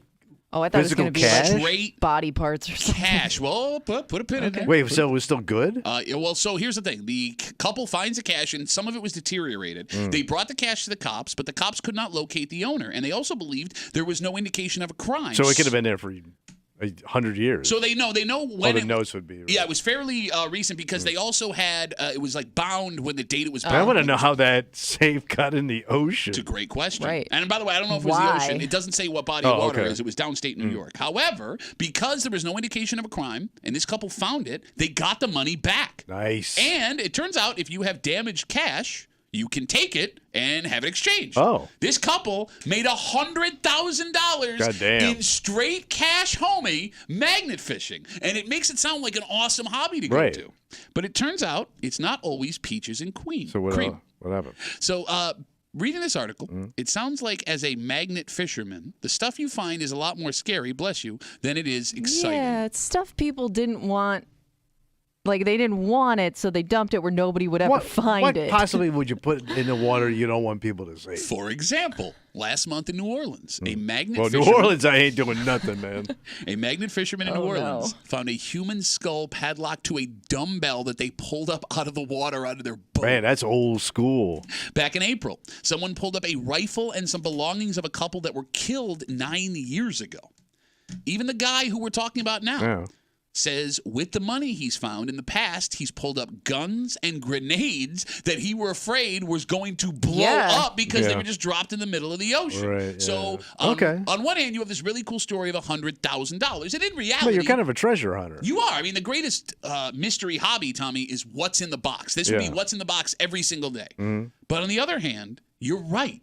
Think about the horrific stuff that is at the bottom of all of the water in the world. Because when you want to get rid of something, you chuck it overboard. Right. How common is this hobby, by the way? It's become much more popular the last couple of years, Jeez. according to the article we found. 252 WCMF, are there magnet fishermen here in Rochester? Because we're surrounded by fresh water. And a lot of old wreckages and stuff. I thought we have a bunch of old, like, from like the War of 1812 and crap like that. Yeah, but wouldn't that be made out of wood? No, but they still have like rivets and metal on them, I thought.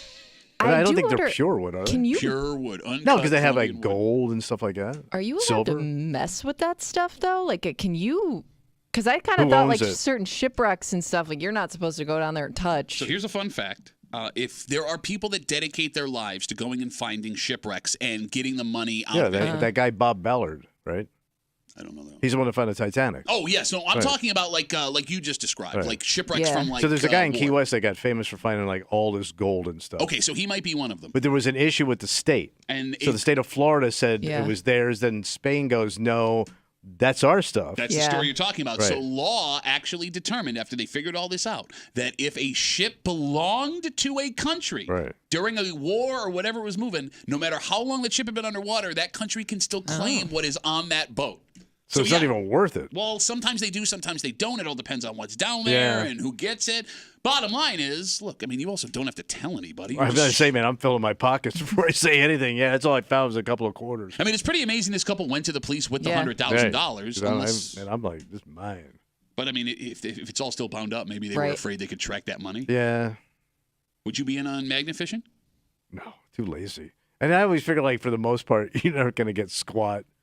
You know? But wouldn't it still be a little bit interesting, even if it's not valuable? Even to if see you what throw you it back pulled up? in, yeah. I guess if I scored something like historic, yeah, it'd be cool. Could you throw it back in? Is that against? Oh, I don't know. That's a good question. keep Yeah, it? like once you pull it up, are you littering if you throw it back in? Like if you found like a cannonball from back in the day, that'd be pretty cool to have. Can those explode? I always thought there was just a ball that they just hurled at a ship to sink it. I'm talking like them old cannonballs. Yeah, I get you, Kimmy. Can you Google if cannonballs can explode? I thought cannonballs could explode. Oh, I don't know. I'm talking like the George Washington ones, the old. Oh, you're talking about Circa Washington ball. Yeah. Gotcha. I thought it was just like hurling a big metal object at something to try to sink it. Yes, cannonballs can explode. They're Yeah. designed to only explode when a flame reaches the interior charge. Okay, so we don't want a cannonball. No, it's been down there for 200 years. It's done. It's a dud. There are still bombs that go off in France that were left there in World War I and World War II. I got that, but I'm talking like GW's day. So what? You don't know how long that stuff can last. It's all water. By the way, they were making it with old school technology. They're just packing it with their dirty thumbs. That would make me think it's gonna explode. It would have already popped. Okay, you're Some an damn idiot. fish would have bumped into it and blown up. Not if it was on the ground down there. Down in the water. The fish go down there. The fish go down in the water? Yeah, that's where they hang out. 252 WCMF, 252-9263. We're talking about magnet fishing. This couple downstate found a safe while magnet fishing full of $100,000, and they get to keep the money because the cops said no evidence of a crime. Yeah. They couldn't identify who the money belonged to. They're rich, but other people have told stories of finding body parts and weapons and grenades that could hurt them. Is the risk worth the potential reward? Kimmy, let's say your husband wanted to go magnet fishing this weekend. Yeah. He's got the equipment. You Okay. borrowed it from a buddy. Are you going with him? Yeah, I think I'm still curious enough to give it a shot. I mean, if you go and you're not really finding much, you're probably not going to do it again. So you're not scared of what you would find? Yes, but I think my curiosity overrides the hesitation. It could be really disappointing. You know, he could pull up another sunken chest.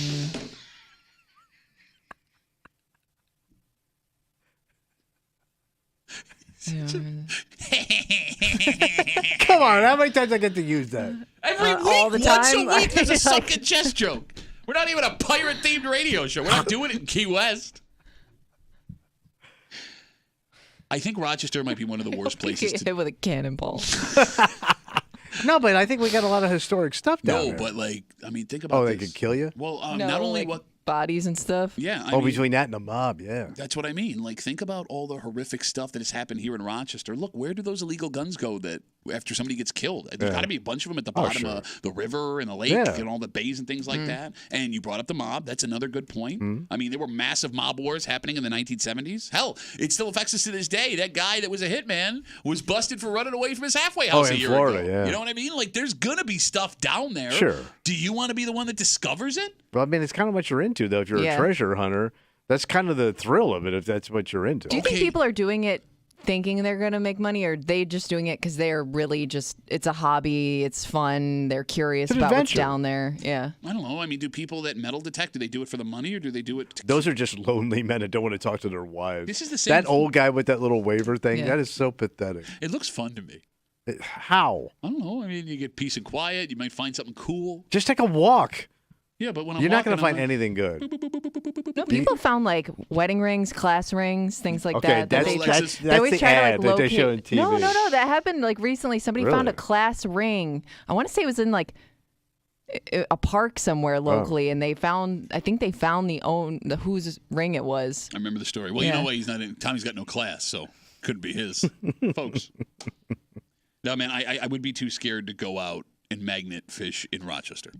I think you think it would be cool pulling up something gross and gruesome. I don't know how I would react if there were human remains now standing in front of Well, me. how would the magnet pull up the dead body? It all depends on if what it's attached to something. Oh. Right? Yeah. I mean, like in this story here in New Orleans, right? They pulled up a head attached to a dumbbell. Yeah. The dumbbell was metal. All right.